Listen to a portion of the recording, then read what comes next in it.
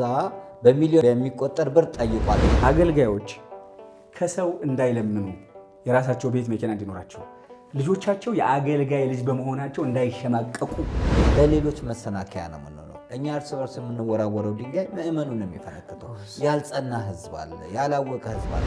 ደርዬ ይኸውልህ በዚህ ምድር ላይ ስትኖር ሰዎች ስለገመቱ የሚበላሽ ማንነት የለም።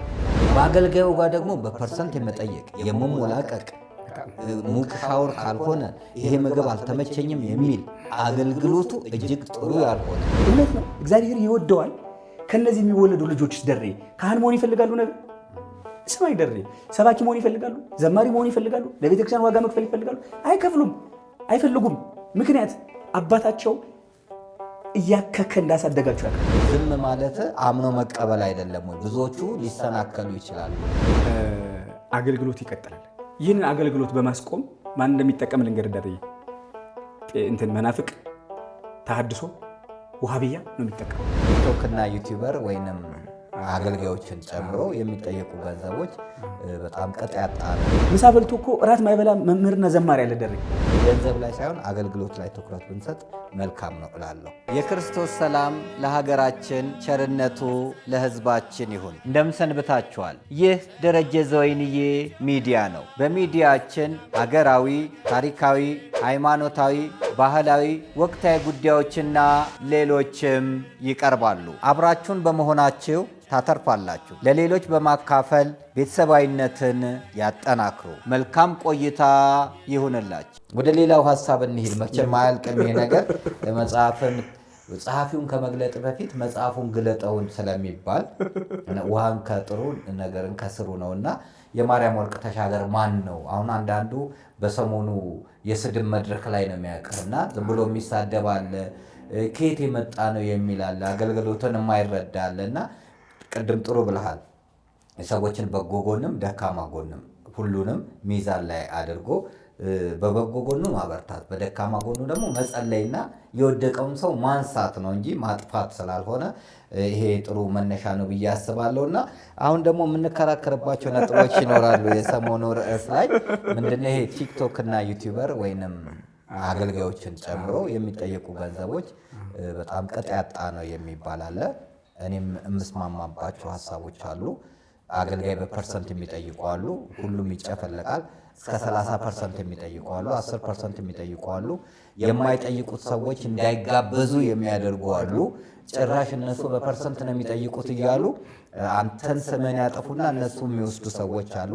ይህን እስከ ጥግ ወደፊት የምንሄድበት ነው። ምክንያቱም አንዱ በአንዱ የሚሆን የለም። ሚዲያውንም እንደዛ ነው። ሚዲያው በነፃ አገልግሎ ግን ከሌሎች ጋር አብሮ የሚወቀጥ አለና ሎዛ ኢቨንት ኦርጋናይዝ ታደርጋለህ። በጣም ጥሩ ነው። ኮምቦልቻ ቅዱስ ሚካኤል ላይ በተዘጋጀው ፕሮግራም ላይ በነፃ ነው። 3 ዩቲዩበሮች ነበር። እኔ አንተ ቋንቋዬ ነሽ በነፃ ነው ያደረከው። ነው ታመህ ነበር። ትኬቱን ራሱ ከፍለን የለወጥከው ያንን አስታውሳለሁ። ግን ሎዛ በሚሊዮን የሚቆጠር ብር ይጠይቃል። ብዙ ቲክቶከሮችንና ያደርጋል። አዋሳ ላይ ደግሞ በጣም ብዙ ብር በልቷል ይባላልና እስቲ ስለሱ ለምን ቅድም እየጠየቅ ነበር፣ ለምንድን ነው መግለጫ ያልሰጠው? እሱ ዋናው ነው። እነዛ ሁሉ ውርጅብኝ ሲወርድብህ ዝም ማለት አምኖ መቀበል አይደለም ወይ? ብዙዎቹ ሊሰናከሉ ይችላሉ በአግባቡ መልስ አለመስጠት። ዝም ያለ ሕፃን በእናቱ እቅፍ ይሞታል ነውና። በጣም ትክክል ነው። ምን መሰለህ፣ የመጀመሪያዋን ችን ልመልስልና ወደ ሁለተኛው እመጣለሁ። ዝም ያልንበት ምክንያት ሎዛ ኢቨንት ተቋም ነው፣ ካምፓኒ ነው፣ ህጋዊ ፈቃድ ያለው ካምፓኒ ነው፣ አድራሻ ያለው የመንግስት ፈቃድ ያለው፣ እንደገና ደግሞ በዛኛው ደግሞ የጠቅላይ ቤተ ክህነት ፈቃድ ያለው ተቋም ነው እና በዚህኛው በኩል ለትርፍ የተቋቋመ ቢዝነስ ካምፓኒ ነው። ኢቨንትን ኦርጋናይዝ የሚያደርገው እና ሰዎች አገልግሎታችሁን፣ ስራችሁን እንፈልጋለን ኦርጋናይዝ አድርጎልን ብለው ሲመጡ ኦርጋናይዝ እናደርጋለን። ኦርጋናይዝ ለምናደርግበት ነገር ደግሞ እንደ ሁኔታው አይተን የምናስከፍለው እናስከፍላለን። በነፃ የምንሰራውን በነፃ እንሰራለን። በሰፊ ይመጣበታለሁ። ዝም ያልንበት ግን ምክንያት ምን መሰለህ ደረጀ? ክርስቲያን ስትሆን ለተወረወረበት ድንጋይ ሁሉ መልስ አትወረውርም።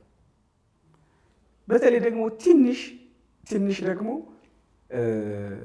ፍሬሃ እግዚአብሔር ካለ ትንሽ ነው የምነግርህ፣ ትንሽ እንጂ አለን እያልኩ አይደለም። ግን ግራ ቀኙን ታያለህ። አሁን ለማን ነው ወጥቼ ምላሽ የምሰጠው? ለማን ነው የምመልሰው? ኦልሞስት አብዷል እኮ በአራቱም አቅጣጫ ከውጭ ከውስጥም ተቀናጅተው አሳብደውታል። አንተ በዛ ሰዓት ላይ ወጥተህ ብትናገር ስለ አንተ ማንነት የማያውቅ ሰው አስቀድሞ የተናገረ ሰው ስለሆነ እውነተኛ የሚባለው አታስታውስም? ጎረቤትና ጎረቤት ተጣልተው ነገር የተነኮሰችው አስቀድማ ትወጣና ትላለች እና ሰው የሚያየው እሷን እንደ ተበዳይ ነው የሚያየው። ዝም ያለው ደግሞ እንደ በዳይ ነው የሚያየው። የተለመደው ይሄ ነው። ግን እንደዛ አይደለም። ወደ ክርስትና መለስ ስትል ቤተክርስቲያን የምታስተምረው ምንድን ነው? ሁለት ነገር ልንገርህ።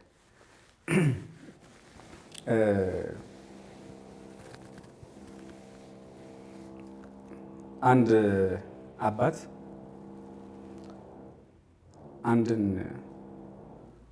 ወጣኒ መነኩሴ በዚህ ምድር ላይ ሲኖር እንዴት ልኑር ይላቸዋል። ታሪኩ በብዙ መንገድ የተለዋወጠ ይነገራል። ለአባ መቃርስም ለአባ እንጦንስም ይሰጧቸዋል ታሪኩን። ግን አንድ ቅዱስ አባት በሚለኛ እናንሰው እና በዚህ ምድር ላይ ስትኖር እንደ ሞተ ሰው ኑር ብለው አስተማሩት። እንደ ሞተ ሰው ኑር። መከራም ፈተናም ትችትም ወቀሳም ስድብም ሲገጥመህ እንደ ሞተ ሰው ሁን። ውዳሴም ሲመጣ አንከባለው። ይህንን ያሉት ኋላ ነው። መጀመሪያ ላይ ግን እስቲ ሂድና አሉት። ሂድና መቃብር ላይ ያሉትን ሰዎች የሞቱትን ሰዎች መቃብር ላይ ሄደ ስደባቸው አሉት። እና ሙልጭ አድርጎ በዓለም ላይ ያለውን ሁሉ ስድብ ሰደባቸው። እናንተ እንትኖች፣ እናንተ እንትኖች፣ እናንተ እንትኖች። እዛ ተመለሰ። ሰደብካቸው? ምን መለሱልህ? ምን አልተናገሩኝም፣ ዝም ነው ያሉ። በቃ ሂድና ደግሞ አሁን ውዳሴ ጥሩ ነው፣ ሂድና አወድሳቸው መቃብር ውስጥ ያሉትን ሙታን እና አመሰግናቸው። እናንተ ብፁዓን፣ እናንተ ቅዱሳን፣ እናንተ የዋሃን፣ እናንተ ሩሩዎች። ተመለሰ። ምን አሉ? አይ መጀመሪያም ኮርሶ ልስማ ብዬ ነው እንጂ ልታዘዝ ብዬ ነው እንጂ ተመልሱልኝ ልቤ ያውቀዋል። እና ምንም አልመልሱልኝም። በቃ አንተም ስትኖር እንደዚህ ሆነ ኑር። ለውዳሴውም አትፈንጥዝ፣ ለወቀሳውም አትውቀስ፣ አትፍጠን፣ አትመልስ። ይሄ ትምህርት በአንድ በኩል ይይዛል። ሁለተኛው ትምህርት ደግሞ አንዲት አህያ ገፍትረው ጉድጓድ ውስጥ ከተቷት። ጉድጓድ ውስጥ ከከተቷት በኋላ አህያዋን 100% ህይወቷን ለማጥፋት ምን ማድረግ ጀመሩ? ከስር ከላይ ሆነው አፈር ይደፋሉ፣ ድንጋይ ይደፋሉ። እነሱ አፈርና ድንጋይ የሚልኩት ጉድጓድ ውስጥ አህያዋን ለመቅበር ነው። አህያዋ ግን ምንድን ነው የምታደርገው? እያራገፈች ድንጋዩን መሬት ላይ ትጥለዋለች። አፈሩንም እያርገፈገፈች መሬት ላይ ታደርገዋለች። ከድንጋዩና ካፈሩ ላይ ሳትቆማለች። የተደፋባት አፈርና የተወረወረባት ድንጋይ ለምን ተጠቀመችው? ለመቀበሪያ ሳይሆን ለመቆሚያ ተጠቀመችው። ይህን ሁለቱን ያነበብክ ሰው ያቦን መገበሪያ እንደበላ ሰው ብለህ ልጮህ አትችልም። በዕለቱ የሰከነት ጊዜ ሲመጣ ግን አየዋር የመረጋጊያ ጊዜ ሲመጣ ግን ልክ እንዳንተ አሁን ደውለህልኝ እንደዚህ ምላሽ ሊሰጥ ይገባል፣ እንደዚህ ሊደረግ ይገባል። ቢኮዝ ዝምታ በዚህኛው መልኩ ስለሚያስወስድ ስትለኝ በበጎ ፈቃደኝነት የተቀበልኩት ትክክል ስለሆንክ ነው። አየሁ ደረ ጊዜ አለ፣ ሰዓት አለ፣ ቦታ አለ። የምትናገርበት ጊዜና ቦታ ሰዓት አለ። ጊዜው ሲደርስ ይሄው ወጣን ማለት ነው። ጊዜው ሲደርስ ይሄው እናገራለን። በእርግጥ በዕለቱም እኮ እንደ ተቋም እንደ ግለሰብ አልወጣ እንጂ እኔ ቪዲዮ ወጠን በቪዲዮ አንስራ እንጂ እንደ ሎዛ ኢቨንት እኮ መግለጫ አወጥቷል እኮ። የሎዛ ኢቨንት ከሎዛ ኢቨንት የተሰጠ ጋዜጣዊ መግለጫ ተብሎ በጽሁፍ ለሚዲያዎች ተልኳል እኮ። እነ ተመስገን ጋር ዛሀበሻ ጋር የኔታ ጋር፣ ፋስት ጋር፣ ድሬ ጋር እነዚህ ትልቅ ሚዲያዎች ጋር አሉ አይደል? ተልኳል እኮ በጽሁፍ 5 ገጽ ማለት ነው። ሎዛ ኢቨንት ማን ነው? ምንድን ነው የሚሰራው? ይሄ ፈተና ከየት አቅጣጫ ነው የመጣው? ስለ ሐዋሳው ፕሮግራም፣ ስለ ሌሎች ነገሮች፣ ለአገልጋዮችና ለአርቲስቶች፣ ለቲክቶከሮች፣ ለዩቲዩበሮች ስለመከፈል ለሚገባው ነገር በቂ ማብራሪያ ሰጠናል። ሚዲያ ላይ ግን እንደዚህ ፍሮንት ላይ ግን ቴሌቪዥን ላይ አልወጣንም። ያ የደረሳቸውም ሰዎች ተሳድበዋል። ቢኮዝ መስማት አይፈልጉም። የአንተን እውነት መስማት አይፈልጉም። ቢኮዝ እነሱ የቆለሏቸው ሰዎች አሉ፣ ትልልቅ ሰዎች። እነዛ ሰዎች ተናግረዋል። እነዛ ሰዎች ብፁዕ ናቸው፣ ቅዱስ ናቸው። ለእነሱ አያዋሹ። ስለዚህ መስማት ያልፈለገ ሰው ደግሞ በግድ ስማት ትለው። ደርዬ ይኸውልህ፣ በዚህ ምድር ላይ ስትኖር ሰዎች ስለገመቱ የሚበላሽ ማንነት የለም። ሰዎች እንደፈለገው ሊገምቱ ይችላሉ። አንተ ግን ሰዎች በገመቱ ቦታ ላይ አትገኝ። ውሾች ይጮሃሉ፣ ግመሎችም ይሄዳሉ። አንድ ነገር ልንገር፣ በጣም የሚገርም በጣም ኢንተረስቲንግ የሆነ ነው። ለአድማጭ ተመልካቾችም ለአንተም ለሁላችንም የሚጠቅም ነው። ዴቪድ ጄፖላ ይባላል። አሜሪካዊ ነው እና በጣም ታዋቂ ስልጠና የሚሰጥ ሰው ነው። ንግግር ያደርጋል፣ መጽሐፍ ይጽፋል። ዘ ሎው ኦፍ ዘ ጋርቤጅ ትራክ የሚል መጽሐፍ አለው እና ይህን መጽሐፍ የጻፈበትን ሪዝን እንገረህ። ኒውዮርክ ታክሲ ውስጥ እየሄደ አንድ የጋርቤጅ ትራክ መጥቶ እሱ ያለበትን መኪና ይገጨዋል እና ሲገጨው ጥፋተኛ ያንኛው ነው፣ የጋርቤጅ ትራኩ ቆሻሻ የተሸከመው መኪና ማለት ነው። ግን ያጠፋው እሱ ሆኖ መስኮት መስታወት አውርዶ ይሄ ዴቪድ ሼፖላ ያልኩህ እሱ ያለበትን ታክሲ ሾፌሩን ሞልጭ አድርጎ ይሰድበዋል። አንዳንድ ሾፌሮች አልገጠሙም። ከቦሌ ወደ አትላስ፣ ከአትላስ ማለት ከቦሌ ወደ መገናኛ፣ ከመገናኛ 6 ኪሎ ሲሄድ መኪና እንደዚህ ምናምን ዘጋብኝ ብሎ እንደዚህ መኪና አውርዶ ሞልጭ አድርጎ ከአጠገብ ያለች እኮ ሚስት ናት፣ ልጆች ናቸው አይደል? ሞልጭ አድርጎ ይሰድባል። አንተ ልክስክስ ውሻ ምናምን ስቅጥጥ አይልም። መምህር ነህ፣ ትልቅ ሰው ነህ፣ ለቤተክርስቲያን ብዙ አስተዋጽኦ ያደረግክ ነህ ምናምን አይደል? እሱ ያውቃል። ቆሻሻ እያራገፈብን ነው። ሰው ምን አለው ሹፌሩ? እሱ ያለበት ሹፌር ሙልጭ አድርጎ ሲሰድበው የእሱ ሹፌር ምን አለ? ለምንድን ነው ሲሰድብህ ያልመለስክለት? ለምንድን ነው ዝም ያልከው? ጭራሽ ዝም ማለት ብቻ እኮ አይደለም፣ የተናገርከውን ሰምቻለሁ። አመሰግናለሁ ወንድሜ ነው ያልከው። አመሰግናለሁ ወንድሜ፣ መልካም ቀን ይሁንልህ ብለህ በፈገግታ ሸኘኸው። ለምንድን ነው ሲለው፣ ለመጽሐፉ ርዕስ መነሻ የሆነው ነገር ነው ነገር። ለምንድን ነው ሲለው፣ ይኸውልህ አለው ብዙ ሰዎች ከንግዱ ማህበረሰብ፣ ከቤተሰቦቻቸው፣ ከኪሳራቸው፣ ከትርፋቸው፣ ከኑሯቸው፣ ከህይወታቸው፣ ከዘይቤያቸው የሰበሰቡት ቆሻሻ አለ። ያንን ቆሻሻ ከቆሻሻ ማጠራቀሚያው አምጥተው የሆነ መጣያ ቦታ ይፈልጋሉ። ይሄ መኪና መጣያ እየፈለገ ነው። ይሄ ሹፌር መጣያ እየፈለገ ነው። እኔ ጋር ሊጥል ነው የፈለገው። እኔ ደግሞ እንዲጥልብኝ አልፈቅድም። ብችል በጎ ነገር ተናግሬው ቀኑን አሳምርለታለሁ። ባልችል ደግሞ ዝም እለዋለሁ። ከፈቀድክለት ግን እኔ መልሼ ብሰድበው ዋጋውን ነው የሰጠሁት። ስለዚህ አይጸጸትም። እመነኝ። ግን ይሄ ሰውዬ ዝም ስላልኩት ይጸጸታል። ራሱ ገጭቶኝ፣ ራሱ ሰድቦኝ እኔ ምን እጎዳለሁ? ሰዎች ቆሻሻ እንዲጥሉብህ አትፍቀድ። ቆሻሻ ማራገፊያ እንድትሆን አትፍቀድ። ካሊያ ቀኑን ሙሉ ስትብሰለሰል ነው የምትውለው።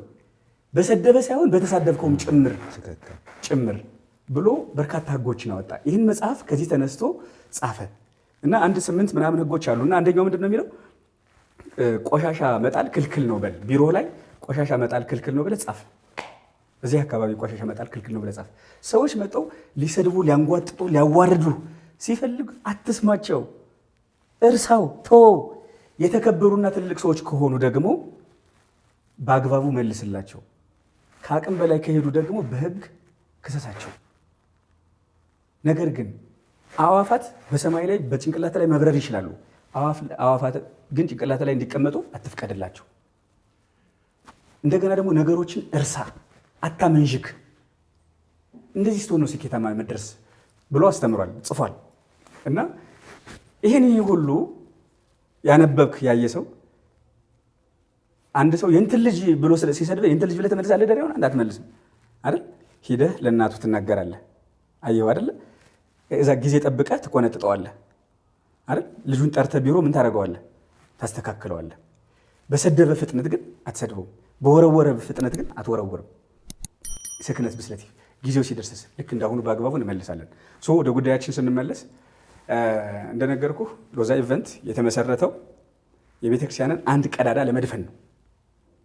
ዳሬ አንድ ቀዳዳ ለመድፈን። ምን አይነት ቀዳዳ? አንተ በጣም በርካታ ቦታዎች ላይ ኮሚቴ ሆነ ሰርተሃል አይደል? መጽሐፍም ልታስመርቅ ነበር ደሬ። በመካከል ስርገጥ መሆነው እንጂ እንዴት ነው የተሰቃየው?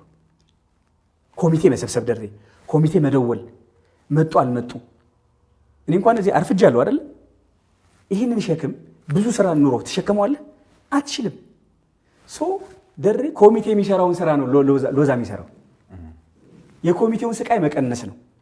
መጽሐፍ ልታስመርቅ ከሆነ ሎዛ ኢቨንት ኮሚቴ አያስፈልግህም። ሎዛ ኢቨንት እንደ ኮሚቴ ሆኖ ምን ያደርግልሃል? ኦርጋናይዝ ያደርግልሃል። የሚዲያውን ፓርቲ ይይዝልሃል፣ እንግዶችን ይጠራልሃል። ከአንተ የሚጠበቀው ምንድን ነው? ስም ዝርዝርና ስልክ መስጠት ብቻ ነው።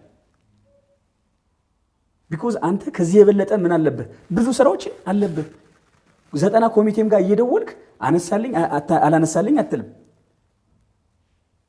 ምግብ ሲዘጋጅ አሁን ኬተሪንግ የመጣበት የሰዎችን ሀስን ለመቀነስ ነው። ምግብ አዘጋጆቹ ቤታቸው ከሚደግሱ አንድ ፊቱ ነው ያዛሉ። ልክ እንደዛ ሎዛም የሌሎችን ሸክም ያቀሎ ኃላፊነት ወስዶ ይሰራል። መሪ ቃሉ ደግሞ ምን መሰለህ ደርዬ? መሪ ቃሉ ደግሞ ምን መሰለህ? ሸክማችሁን እንሸከማለን፣ ድካማችሁን እንደክማለን ነው። ሎዛ ያውቀው ዋዛ ነው። ሸክማችሁን እንሸከማለን፣ ድካማችሁን እንደክማለን ነው። ሎዛ ኢቨንት ኦርቶዶክስ ኢቨንት ኦርጋናይዘር ነው። ዓለማዊ ኢቨንት አይሰራም እኮ። ዓለማዊ ኢቨንት የማይሰራበት ምክንያት ለምን ነው ታውቃለህ ደርዬ? በጣም የሚገርምህ 100% ለቢዝነስ የተቋቋመ ድርጅት ቢሆን ኑሮ ስራ ይመርጥ ማደል ሲሰራ። እኛ እኮ የሀገር ስራ መጥቶልናል እኮ ዓለማዊ ስራ፣ የዲጄ የዘፈን የምናምን የኮንሰርት ምናምን ወዘተረፈ ሌሎች ዓለማዊ በቃ በአጠቃላይ ዓለማዊ ስራዎች አይደል? ማንሰራው ለምንድን ነው? በቃ እኛ የተቋቋምነው የኢትዮጵያ ኦርቶዶክስ ተዋሕዶ ቤተክርስቲያን ምእመናንና አገልጋዮችና ቤተክርስቲያኗን ማገልገል ነው። አየው አይደለ? የመጀመሪያው ኦርቶዶክሳዊ ኢቨንት ኦርጋናይዘር ነው። የመጀመሪያው ኦርቶዶክስ ኢቨንት ኦርጋናይዘር ነው። የመጀመሪያ ነገር ደግሞ ምን ይበዛበታል? ፈተና ይበዛበታል። አሁን ኔክስት ሌሎች ነው እንጂ የሚጠቀሙት ሎዛ፣ አንተም ራስህ በቅርብ እንደምታውቀው ነው። ካሜራማኖችም እዚህ ያሉትም አብሮን የሚሰሩት አገልጋይ፣ ሰባኪ፣ ዘማሪ፣ መሳሪያ ተጫዋች፣ አርቲስት ሁሉ ያውቃል። አንድ ካሜራ እኮ ነው ያለች። አንድ ካሜራ እየተከራየን ነው የምንሰራው። እስቲል እኮ ነው ቢሮ እየተከራየን ነው የምንሰራው። የሰራተኛ ደግሞ ስቃይ ነው። ወር እንኳን መድረስ አንችልም። ይሄ ምንድን ነው? የቤተ ክርስቲያን የተማሩ ልጆች አሏት። ተምረናል። በዘመናዊ በመንፈሳዊ የተማሩ ልጆች አሏት። ይሄ የቤተ ክርስቲያን ጋፕ አለ። ይህንን ጋፕ እኛ እንድፈነው ብለን የመጣ ነው። እሱ አሪፍ ሀሳብ ነው። ላስቁመ ሁለት አይነት ሀሳቦች አሉ። እኔም ማህበራዊ ድረገጽ ላይ የሰዎቹንም የተቺዎችንም ሀሳብ የምጋራው አለ፣ የማልቀበለውም ሀሳብ አለ። ለምሳሌ ቲክቶከር በስልክ ነው የሚሰራው። አንዳንድ ዩቲዩበሮችም በስልክ ብቻ ነው የሚሰሩት። የቤት ኪራይ የለባቸውም፣ ካሜራ የለባቸውም፣ ሰራተኛ ደሞዝ የለባቸውም፣ በስልካቸው የሚሰሩ አሉ። ቢሮ ተከራይቶ ደግሞ ሰራተኛ ቀጥሮ ካሜራ አድርጎ ኢቨን አንድ ሌንስ እንኳን እኔ $1200 የተገዛው ገና ሳይሰራ ካሜራማኑ ጥሎብኝ ተሰበረ፣ አለቀ። ብዙ ወጪ አውጥቶ ደግሞ የሚሰሩ አሉ። አሁን በወር 75,000 ብር በላይ ወጪ አለብን። ስለዚህ መጠየቅ ማንም ሰው የሰራው ሰው መጠየቅ አለበት። አዎ አግባብ የሆነ መጠየቅ መሆን አለበት ነው ጥያቄው። ከሌሎቹ ጋር ሀሳብ ሼር የማደርገው ምንድን ነው? አላስፈላጊ ጥያቄዎች እየቀረቡ ነው በቲክቶከሮች፣ በዩቲዩበሮች፣ በመምህራን፣ በዘማሪያን። ቤተክርስቲያኒቷን አቅም የማያገናዝብ ወጪዎች እንዲወጡ እየተደረገ ነው። ከዛ ውስጥ አንዱ ሎዛ በሚሊዮን የሚቆጠር ብር ጠይቋል። ለምሳሌ ጣፎ ዮሐንስ አካባቢ የምትታማበት ሁኔታ አለ። በነገራችን ላይ ጣፎ ዮሐንስም አቡነ ቆስጦስ ነበሩ ያኔ ሊቀ ጳጳሱ። አብረን ወደ ሐመር በሄድንበት ሰዓት ላይ ለሐመሮች ያሉት እያለቀሱ እናንተ ቆዳ ለባሾች ለቆዳ ለባሹ ለዮሐንስ ነገሩ እኔን አልሰማኝም እያሉ ፕሮግራሙም በተደረገበት ሰዓት እኔም ነበርኩኝ እዛ ላይ ተሳታፊ ነበር። ከዛ በኋላ ባለው ችግር ነው ወደዛ አካባቢ ስለማልሄድ የቀረውና በሚሊዮን የሚቆጠር ብር ጠይቀሃል ወይ? አንድ ግልጽ የሆነ ሁለተኛ፣ አዋሳ ላይ የተደረገ ፕሮግራም አለ ከህዳር 12 እስከ ህዳር 26 የሚል ጥያቄ አለ። ያቺ ወረቀቷ ማለት ነው። አዎ ሎዛ ኢቨንት እዛ ላይ አለበት ወይ እጁ? የመጀመሪያ እነዚህን ሁለቱን እናጽዳ። በጣም ቆንጆ ጥያቄዎች ናቸው። ከዛ ይሄ የቲክቶከሮቹንም እኔም ራሴ ጥያቄ ስላለኝ እኔም አነሳለሁ። ቀጥል። መጀመሪያ ውሸት ነው። ኦኬ ፍጹም ውሸት እኮ አይደለም፣ ትንሽ ውሸት እኮ አይደለም፣ 100% ውሸት። እውነት ነው ብሎ መጥቶ ሚዲያ ላይ ማቅረብ ትፈቅዳለህ እንዴ? 100% እንጂ ይኸውልህ ሎዛ ኢቨንት ለራሱ ደረ ይኸውልህ ላይ ጥያቄ ማለት በጣም ጎበዝ ጋዜጠኛ ማለት ነገሮች የሚበልት ነው። ገብቷል አይደለ? እንትና ነው የደፈረኝ ሲል ነው እንዴ ብሎ አጨብጭቦ እውነት ነው እሱማ ደፋሪ ነው ብሎ መሄድ አይደለም። ማን ነው? መቼ ነው? ስንት ሰዓት ነው? ከማን ጋር ነበር? በጣም ብዙ ሊከስ የመጣውን ሰው አራቁተህ ትልከዋለህ፣ ጎበዝ ከሆንክ ማለት ነው። ካላያስ ደግሞ አብረሃ ጨብጭበህ ስም አጥፍተህ ትሄዳለህ ማለት ነው። ያነኛው መመለስ ስላልፈለገ ወይም መመለስ ስላልቻለ ያነኛው ስህተት ነው ማለት አይደለም። እኛ እኮ ጊዜው ደርሶ አሁን መመለስ ጀመርን እንጂ ባንመለስ እኮ ትክክል ነው። አንተ እንዳልከው አንዳንድ ሰዎች ይህን ግንዛቤ ይዘው ነው የሚሄዱት። ግን ደስ የሚለው ምን አድርጓል መሰለህ? አርያ ሚዲያ ፕሮግራም ሰርቶ ምን አድርጎታል? እውነቱን ገላልጦ አክሽፎታል። ጎበዝ ልጅ ነው አርያ። በጣም በዚህ አጋጣሚ አርያ መካሻ የራሱ የሆነ ዩቲዩብም ስላለ እሱንም ሰብስክራይብ በማድረግ ቃለ ቀርነ ላይ ነው መሰለኝ የሰራው። አርያ ሚዲያ የራሱ ሚዲያ አርያ ሚዲያ ላይ ነው። ቃለ ቀርነ ላይም ይሰራልና ጎበዝ ነው። አርያ ሚዲያ በጣም ሶ ብሪሊያንት እና ለእውነት የቆመ ለህሊናው የታመነ ነው። በነገራችን ላይ አንዳንዶች ፈርተው ሲሸሹ በጣም የምታፍረው ደሬ ማለት ነው። አብሮህ በልቶ ጠጦ አብሮህ ሰርቶ ኮሽ ስትል ጥቅልል ብሎ ሲጠፋ አርያ ሚዲያ እውነት ያለበት ቦታ ላይ ቆማለሁ ብሎ ከሁሉም አቅጣጫ ተውሎ እውነትን አውጥቶ ሐሰተኞችን አፈር ከዱቄት ያበላቸው አርያ ሚዲያ ነው። የዋልድባውንም አንስቶ የሁሉንም ቢኮዝ እኛ እኮ አልተናገርንም። እኛ ሳንናገር እኮ ራሱ ነው ሲያጣራ እውነት እጁ ላይ አይደል ያለው አይደል? አጣራና እውነትን ግለጥ ነው ያለው። በቃ ስለዚህ ምንድነው እንደሪ ለሁለት ጥያቄዎች ሎዛ ኢቨንት 2 ሚሊዮን አይደለም ደሬ 1 ሚሊዮን ጠይቆ አያውቅም። 1 ሚሊዮን አይደለም 500 ሺህ ብር ጠይቆ አያውቅም። 500 ሺህ ብር አይደለም 400 ሺህ ብር ጠይቆ አያውቅም። ሎዛ ኢቨንት ኮኦርዲኔት ለሚያደርግበት 1 ሚሊዮን 2 ሚሊዮን አይደለም 500 ሺህ ብር ጠይቆኛል የሚል ሰው ካለ ይዘኝ ቅረብ። አየው አይደል ደሬ 101% እርግጠኛ ሆኜ ነው የምነግርህ። አንድ ሰው አይመጣም። እኛ እኮ ክርስቲያኖች ነን። ለገንዘብማ ብንሰራ ቢሆን ኑሮ ዓለማዊ ኢቨንቱንም ያገኘውንም ሰርተን ቶሎ ሰራ አድርገን ነበረን። እኛ ዓላማችን እሱ አይደለም። እኛ ዓላማችን ቤተ ክርስቲያንን ማገልገል በንጽህናና በቅድስና ምእመናንን ማገልገል በንጽህና በቅድስና። ለእኛ ማን የሚመሰክርልን ደሬ? ቆይ ለምሳሌ አሁን ደሬ አሁን ሚስት አለ አይደል? ነገ ካሜራማን ሲያኮርፍ ደሬ እኮ ሚስቱን ይደበድባታል፣ ደሬ እኮ ለሚስቱ ክብር አይሰጣትም ብሎ ሊያወራ ይችላል አይደል? በስነ ምግባር ወይም በሆነ ነገር ስላበላሸው አይደል? ስላንተ መልካም ባልነት መመስከር ያለባት የካሜራማን ነው ወይስ ሚስት ናት? በቃ አሁን እኮ እያወራ ያለው ካሜራማኑ ነው ደሬ። በጣም እኮ የሚያሳፍረው በጣም እኮ የምታዝነው ማለት ነው። እያወራ ያለው እኮ ካሜራማኑ ነው እንጂ ሚስት እኮ አይደለም እያወራች ያለችው። ከሎዛ ኢቨንት ጋር ያገለገሉት እማ አይተሃል እኮ ደሬ። ካባ ሲሸልሙን ምስክር ወረቀት ሲሰጡን በእንባ ስንለያይ አይተሃል እኮ። ምስክሮቻችን ነው። ይሄ ቶታሊ ቪዲዮ ላይ ሎዛ ኢቨንት ቪዲዮ ላይ ገባ እስቲ በጠቅላላ። ከሎዛ ኢቨንት ጋር የሰራ አንድ ሰው ለክስ አይመጣም ደሬ። 100% እርግጠኛ ሆኜ ነው የምነግርህ።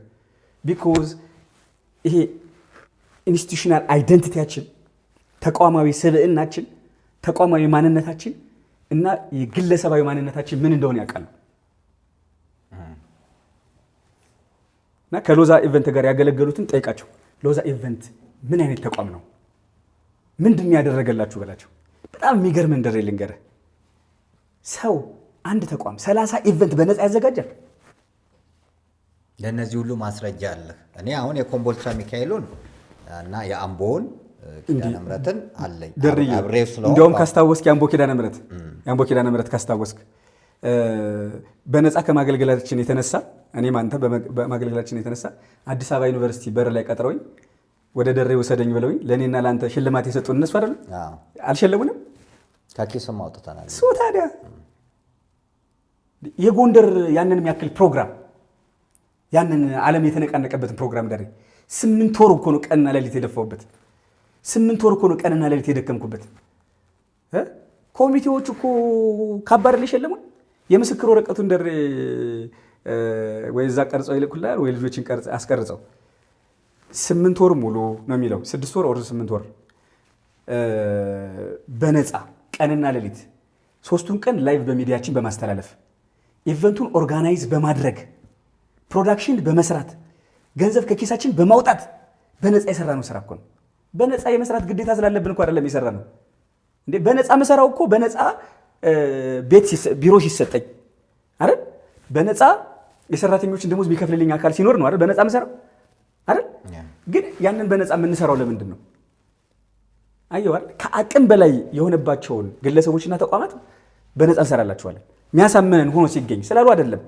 የሚያሳምነን ሆኖ ሲገኝ የድርጅታችን አሰራር ስናምንበት ምርመራ አድርገን መክፈል የማይችሉ እንደሆነ ስናቅ በነፃ እንሰራለን።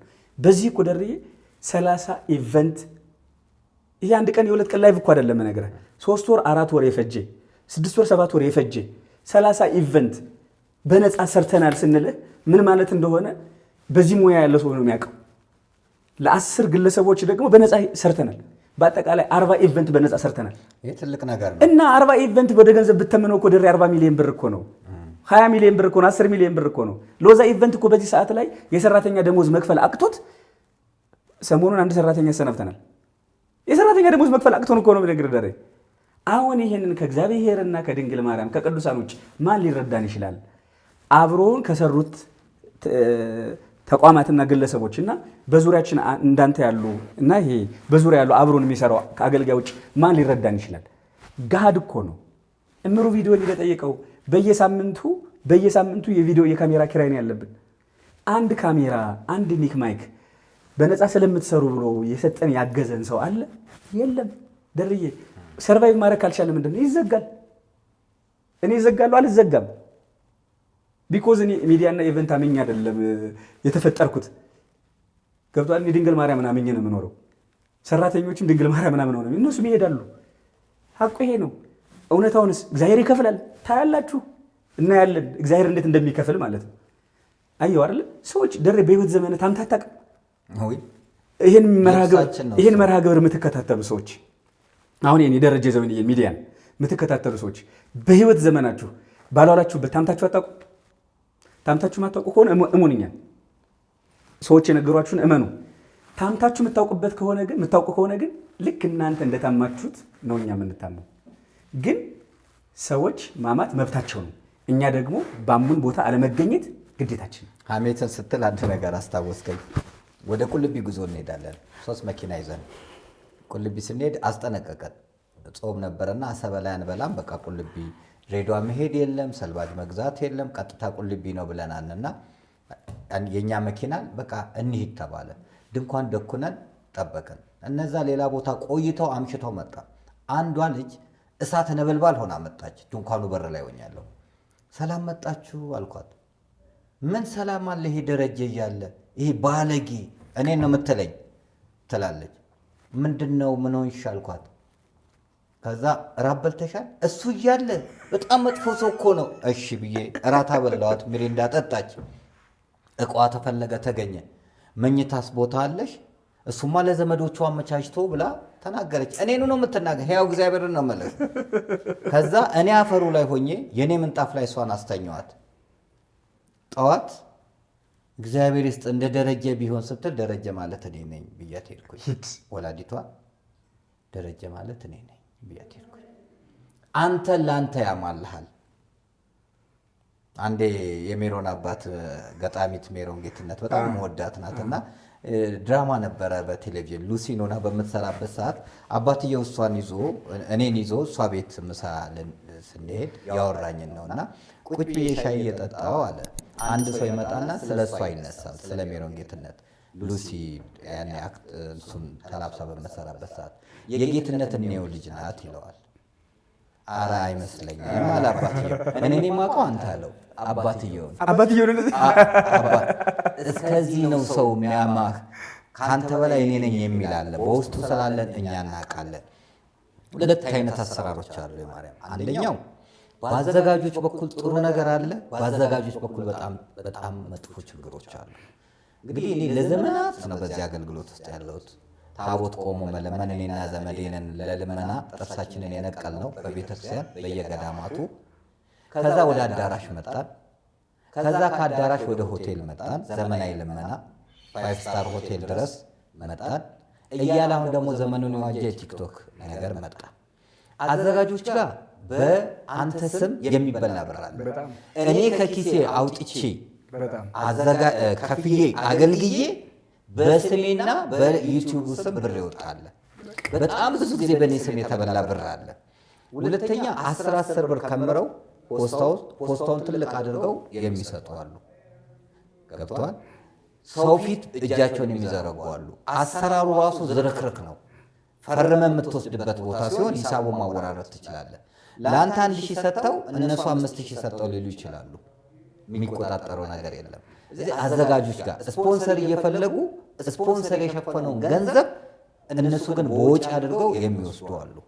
ለምሳሌ ለአንድ አውሮፕላን ቲኬት አንዱ ሸፍናለሁ ካለ ለመመሪያ ማርያም ወርቅ 3 ሰው ስፖንሰር ሆኗል። 3ቱ ምን ነኝ ነው የሚሉት በራሳቸው አያውቁም። አንዱ ተሸፍኗል፣ የሁለቱ ይበላል። በአዘጋጆች ጋር ችግሮች አሉ። በአገልጋዩ ጋር ደግሞ በፐርሰንት የመጠየቅ የመሞላቀቅ ሙቅ ሻወር ካልሆነ ይሄ ምግብ አልተመቸኝም የሚል አገልግሎቱ እጅግ ጥሩ ያልሆነ ትልልቅ አበል የሚከፈልበት ቦታ ላይ የሚሄድ ጉባኤ የማጠፍ ስልክ የማጥፋት ስራዎች ጥሩ ያልሆኑ አካሄዶች አሉ። ወደ ቲክቶክ እና ዩቲዩበሮች ስንመጣ ደግሞ ጥሩ የማይጠይቁ ትዝ ይልሃል፣ ለኮምቦልቻ ስናዘጋጅ አይምጡ ሁሉ ብያለሁ። እኔ መጽሐፌን ላስመረቅ ለአቡነ ሲኖዳ ቤተክርስቲያን መሳሪያ ተጫዋቹን እኮ ስንት ነው የምትከፍለን ሲል እንዳትመጣ ብየዋለሁ። ለእኔ ዝግጅት እንግዲህ እኔ ለአገልጋይ ሟች ነኝ። ለሰርጋቸው፣ ለህመማቸው፣ ለመጽሐፍ ማስመረቅ፣ ለመዝሙር ማስመረቅ አውጥቼ ነው ማገለግለው ከፍዬ። ለእኔ ለግሌ ፕሮግራም መሪ ገንዘብ ወስዶብኛል። ዘማሪያን ፕሮግራም ገንዘብ ወስዷል። መሳሪያ ተጫዋች ክፈለን ብለው አስከፍለውኛል። እርስ በርስ እንኳን አንደጋገፍም። ይሄ አካሄድ አግባብነት የለውም። ስለዚህ እንዲህ የሚያደርጉ ሰዎች ስላሉ መንጣትና ቅድም እንዳልከው መለየት መቻል አለበት። ይህንን የሚያደርጉ ሰዎች አጽድተው ማን ምን ያደርጋል? ማን ነው በፐርሰንት የሚጠይቀው? ስንት ፐርሰንት ነው የሚጠይቀው? ስንት 100 ሺህ ብር ነው የሚወስደው? ይህን ከፍሎ ተቀብሎ ያለና ከኪሶ ያገለገለ ወይንም መጠነኛ ገንዘብ የተቀበለ እኩል ሲጨፈለቅ ይሄ ያማል። ይሄ አግባብነት የለውም። ስለዚህ አገልጋዮችን ብንሆን ልንታረም ይገባል። ቤተክርስቲያን የሰጠችንን ልንቀበል ነው እንጂ ከአቅም በላይ መጠየቅ የለብንም። ቲክቶከርና ዩቲዩበሮችም ከአቅም በላይ መጠየቅ አይገባቸውም። ለአገልግሎት ይከፈላል፣ ይከፈላል። እንኳን አገልጋዩ አይደለም ጳጳሳት ይከፈላቸዋል። ከካህናት ይልቅ እኮ ጳጳሳት ነው የተንደላቀቀ ኑሮ የሚኖሩት። ለምን ብትል ካህን ልጆች አሉት፣ ቤት ኪራይ ያለው፣ ወጪ ያለበት፣ ያስተምራል። ግን ጳጳስ የቤት ኪራይ የለበትም፣ የመኪና ችግር የለበትም፣ የምግብ የለበትም። ሁሉ ነገር የተሟላ ነው። አበል ሳይቀር ይሰጣቸዋል። አሁን የኛ ጥያቄ ለምን ተሰጠ አይደለም። ሰው ካገለገለ መከፈል አለበት። ይሄ መጽሐፍ ያዛል። ቅዱስ ጳውሎስ በተለይ በደንብ አድርጎ ለቆሮንቶስ ክርስቲያኖች ያዘዘው ለሰራተኛ ዋጋው ይገባዋል ይላል። ይገባዋል። እኛ የምንሰጣችሁ መንፈሳዊ ነገር እናንተ ለምትሰጡን ስጋዊ ነገር እያለ ትችትን ሁሉ ጭምር የሚያቀርብ ነው። አላግባብ የሚደረጉ ጥያቄዎች ግን አቅምን ያላገነዘበ ጥያቄዎች ትክክል አይደሉም ነው አንደኛ የኔ መከራከሪያ። መከራከር ትችላለህ፣ ዲቤት መፍጠር ትችላለህ። ሁለተኛው ጥያቄ እኔ የማልቀበለው ለምንድን ነው ቲክቶከር፣ ዩቲዩበር፣ አርቲስት፣ ዘማሪ የሚበዛው? በብዛት በሆነ ቁጥር የሚከፈለው ክፍያ ብዙ ይሆናል። ቤተክርስቲያኒቷን ልንጠቅም ሲገባ የሚያገኙትን ገቢ ላይ ይቀንሳል። ሶስተኛው ለምሳሌ ክፍለ ሀገር ሄደ ሐዋሳም ይሁን ድሬዳዋም ይሁን ለምንድን ነው ኦንላይን ገንዘብ ማሰባሰብ ለምን አዲስ አበባ አይደረግም? እዛ ቦታ ላይ ሄደ እርዳታ የማሰባሰብ ይሄ የፈንድሬዚንግ የምግብ ምናምን አድርገህ ባለሀብት ጠርተህ ከሆነ ከቦታው ላይ ትሰራለህ። ቀጥታ ስርጭት ከሆነ ግን እዚህ አዲስ አበባ ብታደርግ የሆቴል ትቀንሳለህ፣ የአውሮፕላን ቲኬት ትቀንሳለህ። አለበለዚያ ቤተክርስቲያኒቷ ትጎዳለች። የሰው ቁጥር 20 ሰው ቢሄድ ለ20 ሰው የአውሮፕላን ቲኬት ትከፍላለች። አገኘ ለ20 ሰው አልጋ ትይዛለች። ለ20 ሰው ምግብ ቁርስ፣ ምሳ፣ እራት ትችላለች። እዚህ ከሆነስ ማታ ነው የሚመጣው፣ ቁርስና ምሳ ቤቱ ነው የሚበላው። ይሄ ነገሮች አሉና አንተ እንዴት ታየዋለህ? ይሄን በጣም ጥሩ ደሬ። የላይኛውን ጥያቄ እየጨረስነው እንምጣና እነዚህን ሶስቱን ጥያቄዎች እንመልሳቸዋለን። ምንድን ነው የሎዛን የጠየቅከውን ሶስቱን ጥያቄ መመለስ ስላለባቸው ግድ ነው። ከዛ ቀጥሎ ምንድን ነው የተነሳው ጥያቄ በፐርሰንት ትሰራላችሁ ነው። አሁን ወንበዴዎች፣ ዘራፊዎች፣ ሌቦች ያሉ በጣም ነው እኮ የማፍረው ደሬ። በህይወት ዘመኔ የምጸየፈው ምንድን ነው ታውቃለህ? ሌብነትን በህይወት ዘመኔ እና በጣም ነው ያፈርኩትም ያዘንኩትም ማለት ነው። አስበው አድርገው አይደለም አስበው ማታውቀው እዛ ፎቶ እየለጠፉ ምናምን ማለት ነው። እና ይሄ ምን ይባላል መሰለህ ደሬ? ካራክተር አሰሲኔሽን ይባላል። ምን ማለት ነው? የስብዕና ግድያ ማለት ነው። ተቋም እንዳይኖር፣ አይከን እንዳይኖር፣ ሲምቦል እንዳይኖር፣ መሪ እንዳይኖር፣ አባት እንዳይኖር፣ መምህር እንዳይኖር፣ ዘማሪ እንዳይኖር፣ አርአያ የምታደርገው ሰው እንዳይኖር የማድረጊያ ስትራቴጂ ነው። ምን ማለት መሰለህ? ደረጀ ሌባ ነው፣ ደረጀ ዘማዊ ነው፣ ደረጀ ውሸታም ነው፣ ደረጀ እንደዚህ ነው፣ ደረጀ እንደዚህ ነው፣ ደረጀ እንደዚህ ነው፣ ደረጀ እንደዚህ ነው በሄዱበት ሁሉ። ከዛ ደረጀ የሚባል ሰው በአካል አለ፣ ሰው አእምሮ ላይ ግን በበጎ አይታይም። ይሄ ካራክተር አሰሲኔሽን በቅርብ የተጀመረ ዘመቻ ነው። ቤተክርስቲያኗን ሰው እንዳይኖራት፣ ተቋም እንዳይኖራት፣ አባት ተደራጅተው እኮ ነው የሚሰሩት። ከሀገር ውስጥና ከውጭ ነው የሚቀናጁት። መረጃ ማስረጃ የላቸው። መረጃ ሊኖራቸው ይችላል፣ ማስረጃ የላቸው። ምን ማለት መሰለህ ደሬ? አንተ መኪና ትነዳለህ አይደል? ቪኤት ሰርቆ ነው ይላል። እንደዚህ ብሎ ያወራል ማለት ነው፣ አገልጋዩ ማለት ነው። ማስረጃ አለ የለውም። ግን ያ ሰውዬ የሚያወራው ሰባኪ ነው። ይታመናል አይታመንም? ይታመናል። የሚያወራው ለምእመን እኮ ነው ደሬ። ይኸውልህ የሚያወራው እኮ ኮሚቴ ለሆኑ ምእመናን ነው የሚያወራው። ከዛ ለአንተ ፖዘቲቭ አመለካከት የነበራችሁ ሰዎች ምንድን ነው የሚያስቡት? ይህ በሚወዱት ሰው ስለተነገራቸው ሌባ ነው ብሎ የሚስሉ ደሬ። በቃ ይህ ደረጀም ቤት የታመጡ ይነዳል አናውቀውም። እንዲህ ሰባኪ ዘማሪ እኮ ነው ምናምን። ደረጀ ከጀርባ ስንት ሰው የሚያግዘው እንዳለ አያውቁ። ደረጀ ስንት ወዳጅ እንዳለው አያውቁ። ቢዋይዲ ነው መነዳው። እሺ አይ እንዲያው ነገሩ ነው መነገር። ቢዋይዲ እንዳይመስላችሁ እቺ ቆንጠራ አድርጋ ቲክቶክ ላይ አሜሪካ መስ ቢዋይዲ ተባለው ታስቀያለህ ከእግዚአብሔር። እቺ ቲክቶክ አደጋው ምን እንደሆነ ታውቃለህ? ከምትናገረው ክፉውን ነገር ያመዙና ያደርጋሉ። በጣም ያማል። እኔ እውነትህን ነው የምለው፣ በጣም ያማል። እኔ ልጄን በመኪና አደጋ ባጣሁበት ሰዓት እኔ አዲስ አበባ ላይ ስብሰባ የአገልጋዮች ህብረት ስብሰባን እየመራን ከነ መምህር ዘላለም ወንድሙ ጋር ትልቅ አገልጋዩን ለማደራጀት እንጥር ነበር። ዝዋይ ነው አደጋው የተፈጸመው። ምን ተብሎ ነው የተወራው? ለጭፈራ ዝዋይ ሄዶ እየጨፈረ አደጋው ተፈጸመ። ሰምቻለሁ።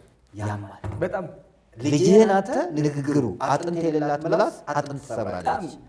ያማል። ልጅን ማጣት ሳያንስህ የሄድክበትን ቦታ ከሀዘን ሳትጽናና እንዲህ ስትባል ደሬ ህመሙን አስበዋል። ግን ያማል። እሱንም አሁን ልብሳችን ሆኖ አሁን ምንም ቢባል ትበረታለህ። በብዙ ነገር ይሰጣል እኮ ስም እንዳልከው ምእመኑን የሚያስተው ይሄ ሰባኪ ነው። አንድ ሰሞን ተጀምሮ ነበር እና ከማህበራዊ ሀሜትን እናጽዳ ብለን ተነሳን። ሲያገኘ ያቅፋል። ከዛ አዳዲስ ሰዎች ሲመጡ ወይ በተለይ ከአሜሪካን ከአውሮፓ ከመጡ ይይዙና ስለአንተ ክፋት ነው የሚነግሩት። አንተ ያስተዋወቀው የማርያም ወርቅ በጣም መልካም ሰው ነው ብዬ ነው ያስተዋወቅኩት። እነሱ ግን ለዛ ሰው ይሄ እኮ እንዲህ የሚያደርግ ነው ይላሉ። ስለዚህ ሁሌ ጉዞ ስንጀምር የምናገራቸው መልእክቶች አሉ። ከመነሳታችን በፊት ተጠንቀቁ፣ ገንዘባችሁን አታባክኑ። የመጀመሪያ ጋባዥ የመጀመሪያ ተበዳሪ ይሆናል። ብቻችሁን ሄዳችሁ ሁለት ሆናችሁ እንዳትመለሱ። ሴቶቹን ብዙ ጊዜ ግሸን ያገኙትን በረከት ደሴ ላይ ያጥፉታል፣ ሆቴል በማደር አክሱምን ዞረው ላሊበላን ዞረው ባህር ዳር ላይ። ለዚህ ነው በተቻለን አቅም አዳር አይታወቅም እያል ገዳም ላይ የምናሳድረው ማህበራዊ ንዬ ግድ የሚሆንብህ ቦታ ደሴና ባህር ዳር ትመጣለህ። ባህር ዳር ገብተው ማይሆን ነገር ተበለሻሽተው ይመጣሉ። ከዛ ሲሆን ችግር ሲመጣባቸው ጉዞ ላይ እንደዚህ እንዳይመጣ ሁሌ ያስጠነቀቃለሁ። ለምን ቀበኞች አሉ በጉዞ ላይ ወንድ ሴት የሚያድኑ ሴት ወንድ የሚያድኑ አሉ። ሌቦች አሉ። በጣም አንዷ ሀብታም ናት ብታይ፣ ግን ሌባ የሰዎችን ሞባይል የምትሰርቅ ገንዘብ የምትሰርቅ ግን እኮ ሚሊዮነር ናት። ልማድ የሆነባት ሱስ የሆነባቸውና በጥሩ ጥሩ ናቸው ያልካቸው ሰዎች ነው መጥፎ የሚሆኑት። አሁንም እኔ ህዝቡን ይህን ጉዳይ የሚከታተሉ ማሰምረው ሌሎችም አዘጋጆች ማነው በፐርሰንት የጠየቃችሁ? ስንት ብር ጠየቃችሁ? ስለ ሃይማኖት ለምን ቤተክርስቲያኒቷ መሰደብ የለባትም? የትኛው ዩቲዩብ ነው የትኛው ቲክቶከር ነው ይህን ያክል ብር የጠየቃችሁ? ፊት ለፊት መጥቶ ያ ሰው ተምሮ ተመክሮ መጽዳት አለበት። አለበለዚያ በአንድ ይሁዳ ምክንያት ሌሎቹ ሐዋርያቶች መሰደብ የለበትም። በተለይ እነዚህ በፐርሰንት የሚጠይቁ ሰዎች፣ ክፉ የሆኑ ሰዎች፣ አገልጋዮች የበጎ የሚሰሩትን ሰዎች ስም እንዲጠለሽ የሚያደርጉበት አሰራር ስላለ በጣም እኔ መዋጋት የምፈልገውም በትክክል መልኩ መሰራት መቻል አለበት የሚል ነው። እንመለስ። ቀጥል። በጣም ጥሩ ደሬ፣ በጣም ስሜታዊ ሆንኩ፣ በጣም ስላመመኝ ነው። ትክክል ነህ። እንደ ጨዋታ እኮ ነው ደሬ። ቢኮዝ ጥያቄዎችን መመለስ ከዛ ደግሞ አንተ ሀሳብ ሲመጣለህ እንደዚህ ሲሆን ነው የሚያምረው። ካሊያ ከአንድ ቦታ ሲፈስ መሰለቻቸት ይፈጠራልና ደርዬ ምንድን ነው የመጀመሪያውን ዘመቻ የከፈቱት በፐርሰንት ሎዛ ኢቨንት ይሰራል የመጀመሪያው ሀብለው ሲጀምሩት ማለት እና በነገራችን ላይ በጣም ሰፊ ዝግጅት ወስደውበት ምናምን ነው እንዲህ ዝም ብሎ ምናምን መስሎ ነው አይደለም። ቢኮዝ እኔ ሚዲያ ላይ ነው የምሰራው። እኔ በጣም ብዙ ኔትወርክ ነው ያለኝ እና አውቀዋለሁ እነማን የት ቦታ እንደተሰበሰቡ እነማን ከማን ጋር እንዳወሩ ምን እንደተላላኩ ምናምን ሁሉ እጄ ላይ ገብቷል። አሁን ለነዚህ ሰዎች ነው ምላሽ የምሰጠው አይደለም። እኔ አሁን ለነሱ አይደለም የምሰጠው። ቢኮዝ እነሱ ይሄ ቪዲዮም ተለቆ ነገር ላይ ናቸው። የዛሬ ወርም ነገር ላይ ናቸው። የዛሬ ዓመትም ነገር ላይ ናቸው። ደሬ ለነዚህ መልስ ምን መሰለ? ውሾች ይጮሃሉ፣ ግመሎች ይሄዳሉ ነው። ለህዝቡ ግን ለምዕመናን ግን ቢኮዝ አገልግሎታችን ስለሚቀጥል አገልግሎታችን በጩኸት ብዛት አይገታም፣ በጭብጨባ ብዛት አይቀጥልም። አገልግሎታችን በንጽህናና በቅድስና ይቀጥላል።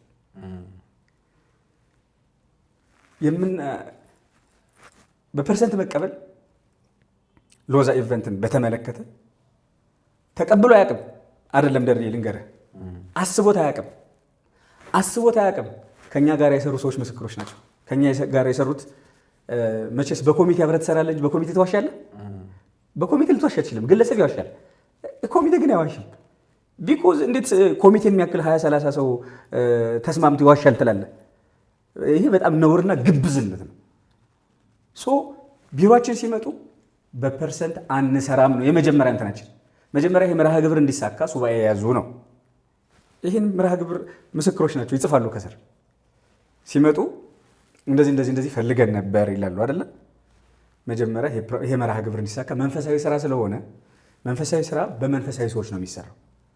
ስለዚህ ሱባኤ ያዙ፣ ጸሎት ያዙ፣ ለገዳማት መባላኩ ይሄ መርሃ ግብር እንዲሳካ። በሎዛ ኢቨንት ብቃት የሚሳካ መርሃ ግብር የለም።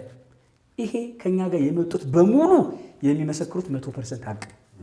ሁለተኛ በፐርሰንት በኮሚሽን አንሰራም። ቢኮዝ ደርዬ ከሁሉም ጋር አግሪመንታችን ከኛ ጋር አግሪመንት የፈጸሙ ቲክቶከሮች፣ ዩቲዩበሮች በጠቅላላ እና ሌሎችም ጨምሮ ማለት ነው እንትኑ ህጋችን ምን እንደሚል ታውቃለህ? በፐርሰንት በኮሚሽን በፍጹም መስራት አትችሉም ነው የሚለው። ሎዛ ኢቨንትም አይችልም እናንተም አትችሉም ነው የሚለው። አንደኛ። ሁለተኛ የቤተክርስቲያን ስራ አሳማኝ በሆነ ምክንያት ሲመጣ እና የሌላቸውን ገንዘብ የሌላቸው ሲመጣ በነፃ ትሰራላችሁ ነው የሚለው። በነፃ አብረን በጋራ እንሰራለን ነው የሚለው። ሶስተኛ ለቤተክርስቲያን ፈተና ሲመጣ በጋራ አብረን እንቆማለን ነው የሚለው። ደርዬ ይሄ እንትናችን ነው፣ ህጋችን ነው፣ መመሪያችን ነው። ይሄ ወረቀት ከሁሉም ጋር አለ። ሶ በፐርሰንትና በኮሚሽን ይሰራሉ የሚለውን የለቀቀው ማን ነው ታውቃለህ? በፐርሰንትና በኮሚሽን የሚሰሩት ሰዎች እና አስቀድመን እንምታ ነው። ይሄን የሆነ ምን መሰለህ ራማ ኪዳነ ምህረት ሚሊኒየሙን ኢቨንቱን በነፃ ዘጋ። በነገራችን ላይ የራማ ኪዳነ ምህረትን የሚሊኒየም ጉባኤ ሎዛ ኢቨንት ነው በነፃ የሰራው። የሚሊኒየሙን ፕሮግራም በነፃ ነው የሰራ ነው። ደርዬ በነፃ መስራት አይደለም እኮ ለአንዳንድ ለጥቃቅን ወጪዎች ለዚህ እንትኖቻችን ከኪሳችን ገንዘብ አወጣናል። ፕሮዳክሽን በነፃ ነው የሰራ ነው። ላይቭ ስትሪሚንግ በነፃ ነው የሰራ ነው። ፕሮግራም ኮኦርዲኔት በማድረግ በነፃ ነው የሰራ ነው። ማማከር በነፃ ነው የሰራ ነው። የሚሊኒየም ጉባኤ በጣም ነገር ልንገርህ እንዴ አድባራትና አብያተ ክርስቲያናት ለዲኮር 700 ሺህ እና 1 ሚሊዮን ብር 500 ሺህ ብር ከፍለዋል እኮ። ለዲኮር 1 ሚሊዮን ብር እየከፈሉ ለአገልጋይ 20 ሺህ 30 ሺህ 40 ሺህ ብር ከፈልን ብለው የሚጮሁ እኮ አንዳንድ ሰዎች አሉ። በጣም ነው የምታፍረው ሁሉ ማለት ነው። እና በጣም ነው የሚሰቀጥጠኝ።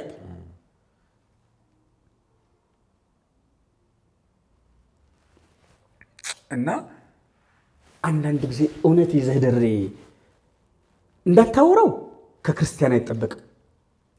ዝም እንዳትል ሐሰተኞች እየፈነጩበት ነው ሜዳውን። ተቸግረህ አታውቅም? በእንደዚህ አይነት ሞመንት ውስጥ መሀል ላይ ሆነ ክርስትናው ይዞ የሀገር ፋይል እኮ ነው እኔ ጋ ያለው፣ እኛ ጋ ያለው እኮ ነው ሳይቨንት ጋ ያለው አይደል?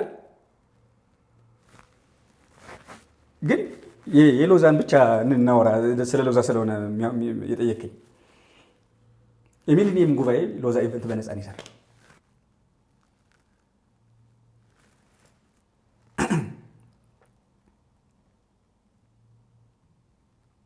አምቦ ኪዳነ ምህረት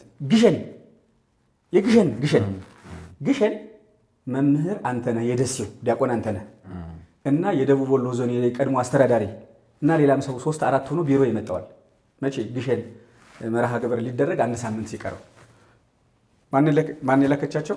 አርቲስት መቅደስ ጸጋዬ ሲያወሩ ወንድም እኮ አለኝ የማርያምዬ እሱ ያግዛችኋል ትላችኋለች። መጣዋል እና የሶሻል ሚዲያውን ፓርት እና አጠቃላይ መርሃ ግብሩን 1 ሳምንት ሲቀረው እንሂድ ብለውኛል። አልሄድም። ቢኮዝ ሲቸግራችሁ እንጂ የመጣችሁት ፈልጋችሁኝ አይደለም የመጣችሁት። ፕሮግራም አስኪደው ግማሽ ላይ ሲደርሱ ነው የመጡት እኔ ጋር ሩብ ሲቀራቸው። ሶ በእንትን ደረጃ በስራ ደረጃ ቢሆን 100 ሺህ ወይ 200 ሺህ ትከፍላላችሁ። ነገር ግን አንደኛ እኔ ስለማልሄድ፣ ሁለተኛ ምልቀው ካስ ስለሌለ እነሱ ችግር የለውም 100 ሺህ እንከፍላለን አለ። እንትኑ ነው መነገር ያው እንደ ክርስቲያን እውነቱን የምናወራው። አሁን አንተን ስለሚሰማ ነው መነገር። አይ እኔ ብር አልቀበልም። ማልቀበለው ስለማልሄድ ነው፣ ስለማልሰራ ነው እንጂ ብሄድ የሰራተኛ ደሞዝ አለ፣ የቢሮ ኪራይ አለ፣ መክፈል ያለባችሁን ትከፍላላችሁ። ነገር ግን ስለማልሄድ ላማከርኩበት አልቀበልም። ለሌሎቹ ግን መክፈል የሚገባችሁን ክፈሉ ብለን የሶሻል ሚዲያውን ፓርቲ ያስተባበር ነው እኛ ነን። በነፃ ነው የሰራነው። አርቲስቶች ነበሩና ደረጀ ደመቀ ሂዷል፣ ሁሉ ሂዷል። እኔ ብቻ ነው ያደርኩት። እኔም ሳይጠሩኝ ቀርተው ከዚህ ሆኜ ነው 20 ሺህ ብር ለግሸን ማርያም ብዬ ያስገባሁትና ልክ ነው። እንዳትገኝም የሚፈልጉ ሰዎች አሉ። ድር ይኸውልህ እሱን እኮ ነው የምነግርህ። 9 ጎንደር አዘዞ ሎዛ ማርያም አሁን እኮ የተቸገርነው ከኋላ በቀለ ቀን ሊሆንብን ነው።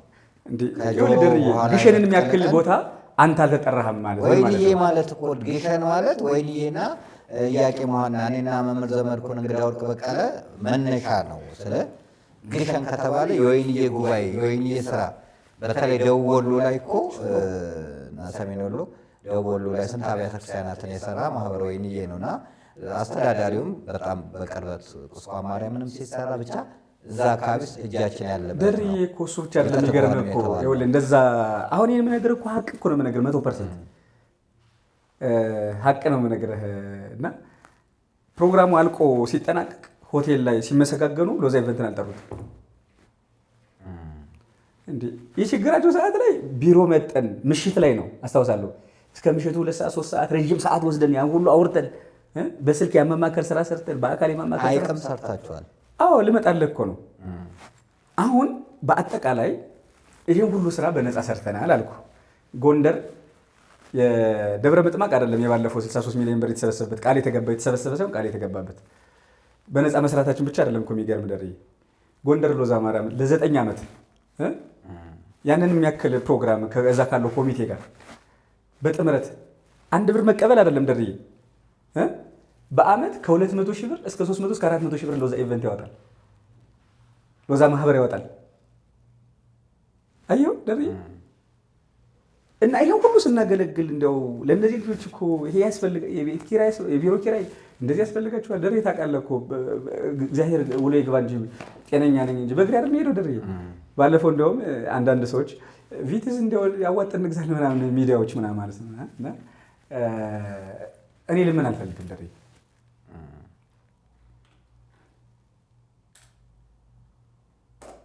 እና ቻቺ ኤኒዌይ ዋጋችን ከእግዚአብሔር ስለሆነ ከምድራዊ ነገር አንጠብቅም፣ አናላዝንምም። አላደረጋችሁልንም ብለንም ሰዎች እንዲያደርጉልን አይደለም ያገለገል ነው ዋጋ የከፈል ነው። ምክንያቱም እኔ የሞትኩ ሰው ነኝ አይደል? በህይወት ያስነሳችኝ እኮ ድንግል ማርያም አማላጅነት የእግዚአብሔር ቸርነት ነው አይደል? የአንድ ቀን እስር ቤት ትኋን የበላሃን ማን ምን ቢያደርግልህ ይመለስልሃል? ማን ምንም ምድራዊ ነገር ይተካዋል? አይተካውም። እና እኔ ለማን ብዬ ነው በጎ ነገር የማደርገው? ለራሴ ብዬ ነው። በሰማይ ዋጋ አገኛለሁ ብዬ ነው። እሱን ደግሞ መቆየት ነው። አየሁ አይደል? ታያለህ። እና ወደ ሎዛ ኢቨንት ስንመለስ ሎዛ ኢቨንት ከ30 እስከ 40 የሚሆኑ ኢቨንቶችን በነፃ ሰርቷል። ያ ማለት ግን ተከፍሎ ሰርቶ አያውቅም አይደለም እንዴ። ንግድ ፍቃድ ያወጣው ምን ሊያደርግ ነው ደርዬ? ሊያስከፍል እኮ ነው። ተቋም ነው። እንዲያውም እንደ ስጋዊ ሽልማት ይጠብቅ ነበር። እኔ ሎዛ ኢቨንት ሽልማት ይጠብቅ ነበር። ከማን? ከኢትዮጵያ ኦርቶዶክስ ተዋሕዶ ቤተክርስቲያን ተቋማት። ቢኮዝ የመጀመሪያው ፈርቀዳጅ ሳይንሳዊና መንፈሳዊ በሆነ መልኩ ኢቨንትን ኦርጋናይዝ የሚያደርግ ተቋም ነው። በንጽህና የሚሰራ ተቋም ነው። በፐርሰንት ሰርቶ የማያውቅ ተቋም ነው። ከ30 እስከ 40 ኢቨንቶችን በነፃ የሰራ ተቋም ነው አይደል? ሶ ዘመናዊውን ነገር ዘመኑን በዋጀ መልኩ አገልግሎት የሰጠ ተቋም ተብለህ ሽልማት ነው እንደ ስጋ የምትጠብቀው አይደል? እንደ መንፈሳዊ ደግሞ በእግዚአብሔር ዘንድ ነው አይደል? ግን በፍጹም ይሄ ወቀሳ ምናምን በዚህ መጠን ይዘምታሉ ጓገጭ ሊኖር ይችላል። በዚህ መጠን ይዘምታሉ ተብሎ አልጠበቅም። ሶ አንድ ባንድ እየገደልናቸው አይደል ምን ሄደው አይደል? ሎዛ ኢቨንት በፐርሰንት ሰርቶ አያውቅም። 101% በፐርሰንት ሰርቶ አያውቅም። በፐርሰንት ሰርቷል የሚል ሰው ካለ ደሬ አንተ ሚዲያ ላይ መረጃ ይዞ እንጣ። እርግጠኛ ነኝ የምነግርህ አንድ ሰው አይደለም ግማሽ ሰው አይመጣም። ቢኮዝ የሌለው ሌት ማውራት ትችላለህ እኮ አይደል? ማምጣት ግን አትችልም። በክፍያ ሰርቷል፣ እየሰራ ነው፣ ይሰራል። ደሬ እርግጥ አድርገን ነው የምንነጋገረው። ቅዱስ መልአክ ለምን ነው የሚያጫውተው አይደል? ለምንድን ነው የሚያስከፍለው?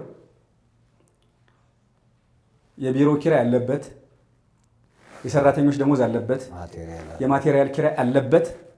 ያንን የሚሸፍንለት መንግስትም ጠቅላይ ቤተ ክህነት ነው። ያንን የሚሸፍንለት ጠቅላይ ቤተ ክህነትም ቤተ ክህነትም ግለሰብም ስለሌለ ካልተከፈለም መቀጠል ስለማይችል አሁን በዚህ ሰዓት አልቻልንም። ለምንድን ነው ያልቻልነው?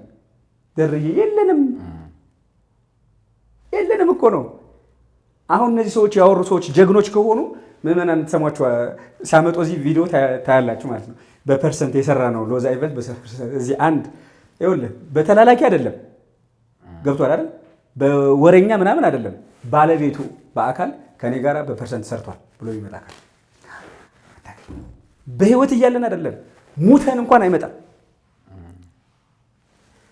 ደርዬ የኔ ልጅ ነው ይሄ ደረጀ እኮ የኔ አባት ነው ብላ የሆነች ልጅ መምጣት ትችላለች እኮ አትችልም? አንተ ሀብታም ስትሆን ምንድን ነው የሚለየው? ዲኤንኤ አይዋ።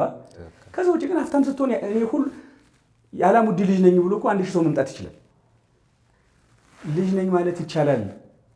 እውነተኛ ልጅ ግን ለመሆን ዲኤንኤ ያስፈልጋል ነው። በፐርሰንቱ ፉርሽ ነው። ሁለተኛ ጥያቄ ያቺ ወረቀት ያቺ ፎቶችን በዚህ ወረቀቷን በዚህ ለጥፈው መከራቸው የተሳዩ የነበሩት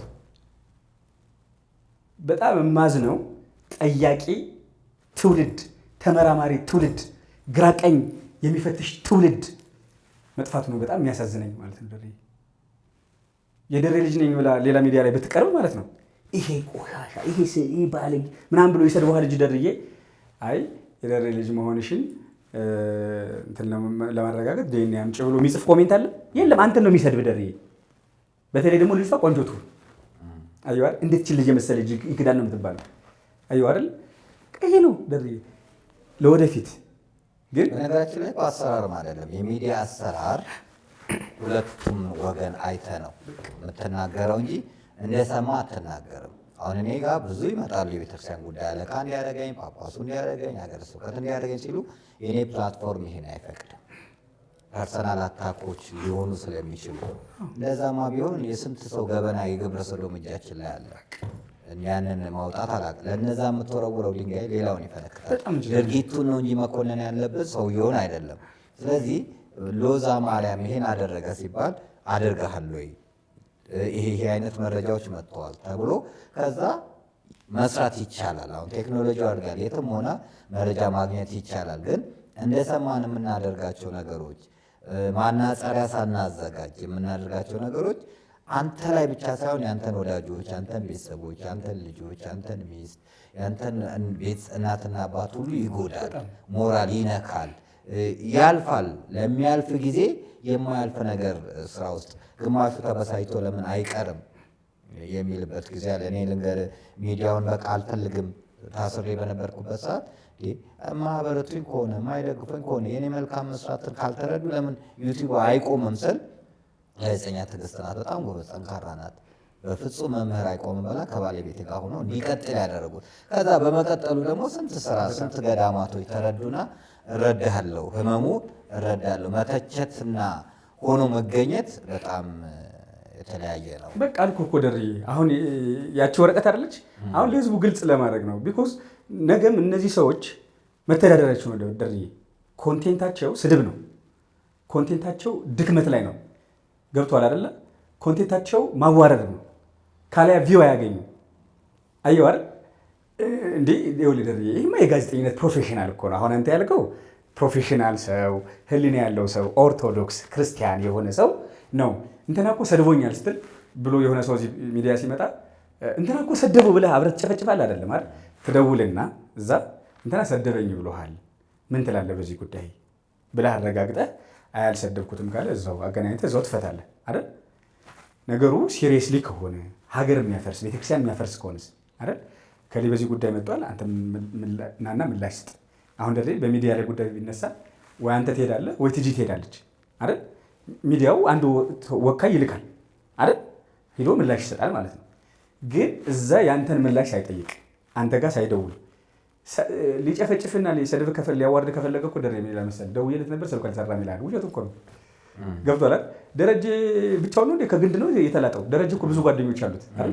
ነጋሽ የሚባል ጓደኛ አለው። መምህር ማርያም ወርቅ ተሻገር ወዳጁ ነው። ይሄ ሁሉ አለ አይደል? ቢያንስ 20 30 ሰው 10 ሰው ምስክር መያዝ አለ። እሺ ተው 10 5 ሰው ለነከሌ ሁሉ ደውዬ ነበረ። አየው አይደለ? ስደውልለት ስልኩ አይሰራም አያነሳልኝም ብዬ እንኳን ማለት ነበረባል። እንደዛ ይሄ ፕሮፌሽናል ስራ ነው። ይሄ የሚሰራውማ ጨዋ እኮ ነው። ለቤተ ክርስቲያን የሚያስብ ሰው ነው። ገብቶሃል አይደለ? እነሱ በቀን አንዱ ምን እንዳለ ልንገርህ። ውጭ ነው ያለው መምህር ማርያም ወርቅ እኮ በጣም የተከበረ ሰው ነው። እንደዚህ አይነት ሰው አይደለም። እኛም በአካል ሄደን አገናኝተነዋል። ለምን ይሄን አደረግክ ምናምን ብሎ ኦዲዮ ሪከርድ ልኮልኛል ልጁ እና የመጀመሪያው አለ ይኸው ድንግል ማርያም ብዬ ነው ነገር ከፊት የመጀመሪያው ማንም ሳይቀድመኝ ልቅደማቸው ብዬ ነው ያለው። ሁለተኛ በቀን 2 ቪዲዮ መስራት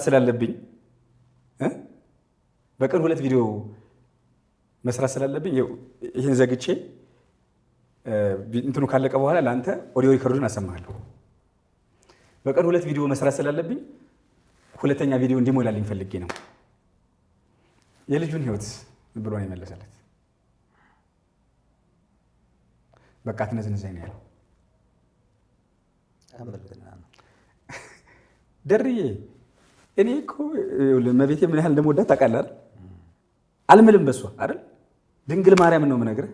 ይሄ ሁለተኛ ደግሞ ኦፍ ዘ ሪከርድ ኦዲዮ ፕሌይ አድርጌ ያሰማሃለሁ። እነዚህ ሰዎች ናቸው እኮ ደሬ። እኔ አንዴ አንዷ ልጅ ትመጣና ከከሌ ነው የወለድኩት ትላለች። አገልጋይ ነው፣ ዘማሪዎች ሰባኪ አይደለም፣ አገልጋይ ነው እና ይታወቃል። ልጁን ሁሉ ታሳየኛለች ልጅቷ። ከዛ ከእሱ ጋር ተገናኝቼ እንዲያደርግ ምናምን ነው የምትለኝ። ልጁን ደግሞ ሳየው ጨዋ ነው፣ በጣም ለአገልግሎት የተጋ ሰው አክባሪ ነው። ህሊናዬ ሙግት ያዘ። ከዛ ከልጁ ጋር አገልግሎት ተገናኛል። ከዛ ጠየቅኩት፣ እንዲህ እየተባለ ነው፣ እኔ ለማንም አላወራሁም፣ ይሄ ነገር ምንድን ነው እውነት ነው ወይ አልኩት። ቅዱስ ጊዮርጊስ ቤተክርስቲያን የተገናኘው ለክፍለ ሀገርና ቅዱስ ማለ አይደለም ሌላ ነገር ልንደርስ ቀርቶ አስቤ ከሆነ አለ እና ሌላ ልንገር እንደዚህ የሆነ አምቦ ማን ነው ወለጋ ላይ አለ አንዱ ልጅ እየሰበከ ትመጣና ህፃን ልጅ ይዛ ለጳጳሱ ትሰጣለች አለ። ከሱ ነው የወለድኩት ብሎ ልጁ ሰብኮ ሲመጣ ጳጳሱን ልጅ ይዘዋል። ከዛ ምንድነው ሲባል እንደዚህ አባታችን እኔ አይደለም ከሷ ጋር መተኛት ሻይ ጠጥቼ ከሆነ ይሄ ልጅ እኔ ይሁን። ልጅቷ ተጠራች። ትሚያለች ሲባል አይ ስለምወደው አባቱ እንዲሆን ብዬ ነው አለ ብሎ ሲነግረኝ ቀጥታ ልጅቷን ጠራዋት። ጓደኛዋም ነግራኛለች፣ ሰማለች ይሄንን ፕሮግራም። ከከሌ አገልጋይ ወልጃለሁ አላችኝም፣ ደውያለሁ አገናኘኝ ስላለ አንቺም እሱም ሁለታችሁ ፊት ለፊት ትነግሩኛላችሁ አልኳት። ማን አለህ አልከኝ። ማን አለህ? ጓደኛዋ አላለችም። እኔ እዚህ ውስጥ አትክተተኝ። አየህ እኔ ያን ገፍቼ ባልሄድ ኖሮ የዚህ ልጅ ስም ይጠፋል። እንዳልከው አሁን ደግሞ የተጀመረው አንተ መኪና አደጋ ደርሶብህ አንተን ይዞ ሆስፒታል መሄድ ሳይሆን እዛው አንተን ቀርጾ ወደ ሌላ መላክ ነው። ጓደኛዬ ሀረር ላይ በጣም ሰው የምትረዳ ህፃናቶችን የምታሳደግ ሞታ ልጇ ፌስቡክ ላይ ነው የተረዳው። የእናቱ ሞት ሰው ምን ያክል ፈጣን እንደሆነ፣ እንዴት ሰው እጎዳለሁ ህሊና እጎዳለሁ ብሎ እንደማያስብ ለአንተ ብቻ የሚወረውር የሚመስለው እሱ መደመጥን የሚፈልግ ላይክ ገነት አያስገባም። የላይክ ብዛት ገነት አያስገባም። የሙገሳ ብዛት ገነት አያስገባም። የሰውን ህሊና ማቆም ነው፣ አለማቆሸሽ፣ የደከመው ማበርታት፣ ከበጎ ነገር ጋር መተባበር ነው እንጂ ፎልት ፋይንደር መሆንም ሁላችንም ኃጢአተኛ ነን፣ ሁላችንም ደካማ ነን። ሁላችንም እግዚአብሔር ቢገልጠን ማን ፊት እንቆማለን? እኛውን ሚዲያ ላይ የመቆም ሞራልም አቅምም የለንም፣ ጸጋውም የለንም። ቸርነቱ ስለጋረደን ነውና መርሃ ግብራችንን ወደ መጠቅለል እንድናደርግ እስኪ ላይ አንድ ነገር ልንገር ደሬ። አንድ ፕሮግራም አንድ ፕሮጀክት ማለት ነው። ፕሮጀክት በሚሊዮን ሊጠይቅ ይችላል። ግልጽ እንዲሆንላቸው ጭምር ሎዛ ኢቨንት ለራሱ ነው እንጂ ሚሊዮን ብር አይጠይቅም። እንኳን ሚሊዮን ብር 500 ሺህ ብር ጠይቆ አያውቅም ያልነው ቢኮዝ ደሬ አሁን ለማወራው ነገር በሙሉ በሰማይም በምድርም ተጠያቂ ስለሆንኩ ነው ማወራው። ሚል ሰው ካለ ደግሞ 500 ሺህ ብር ጠይቆኛል ለራሱ ነው የምነግርህ። ለሎዛ ኢቨንት ለራሱ መጠየቅ እኮ መብቴ ነው። በነገራችን ላይ መጠየቅ እኮ መብቴ ነው። ነገር ግን አልጠየቅንም ነው። አየሁ አይደለ ደሬ አንድ ዶክመንታሪ የሆነ ሰው ስራልኝ አለ በህይወቱ ታሪክ ዙሪያ አይደል 500 ሺህ ብር ወይ 300 ሺህ ብር ጠይቆት ይችላል አይደል? መብት እኮ ነው አይደል? መሰራት አለመሰራት አዎ ቢኮዝ ስራህን ፈልጎ ነው የመጣው አይደል? አንተ ደግሞ እሱ ደግሞ ሄዶ ሌላ ቦታ 100 ሺህ ብር 150 ሺህ ብር ማሰራት ይችላል። ነገር ግን መሰለህ ደሬ ውሸቱ ሲሆንስ ውሸታም ነው ብለህ ታጋልጠዋለህ አይደል? እውነቴን ነው ካለ ሲምጣ ግን አይመጣም። ይሄ እንዲያዝ ነው። በፕሮጀክት ደረጃስ ደርዬ ሚሊዮን አይደለም ከዛም በላይ ሊጨርስ ይችላል አንድ ፕሮግራም አንድ ፕሮጀክት። እንዴት ካልከኝ ምሳሌ ልንገርህ። ቢኮዝ ነገሮችን ግልጽ ለማድረግ ነው። አሁን የምናወራው ለምዕመናን አይደል?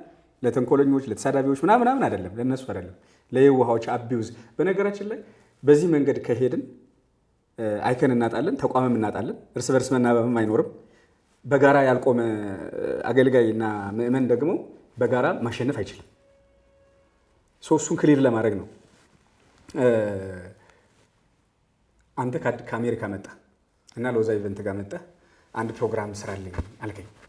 ምሳሌ ነው የምነግርህ እና ሰርግ ነው እና 500 ሰው ነው መጣራው ትለኛለህ።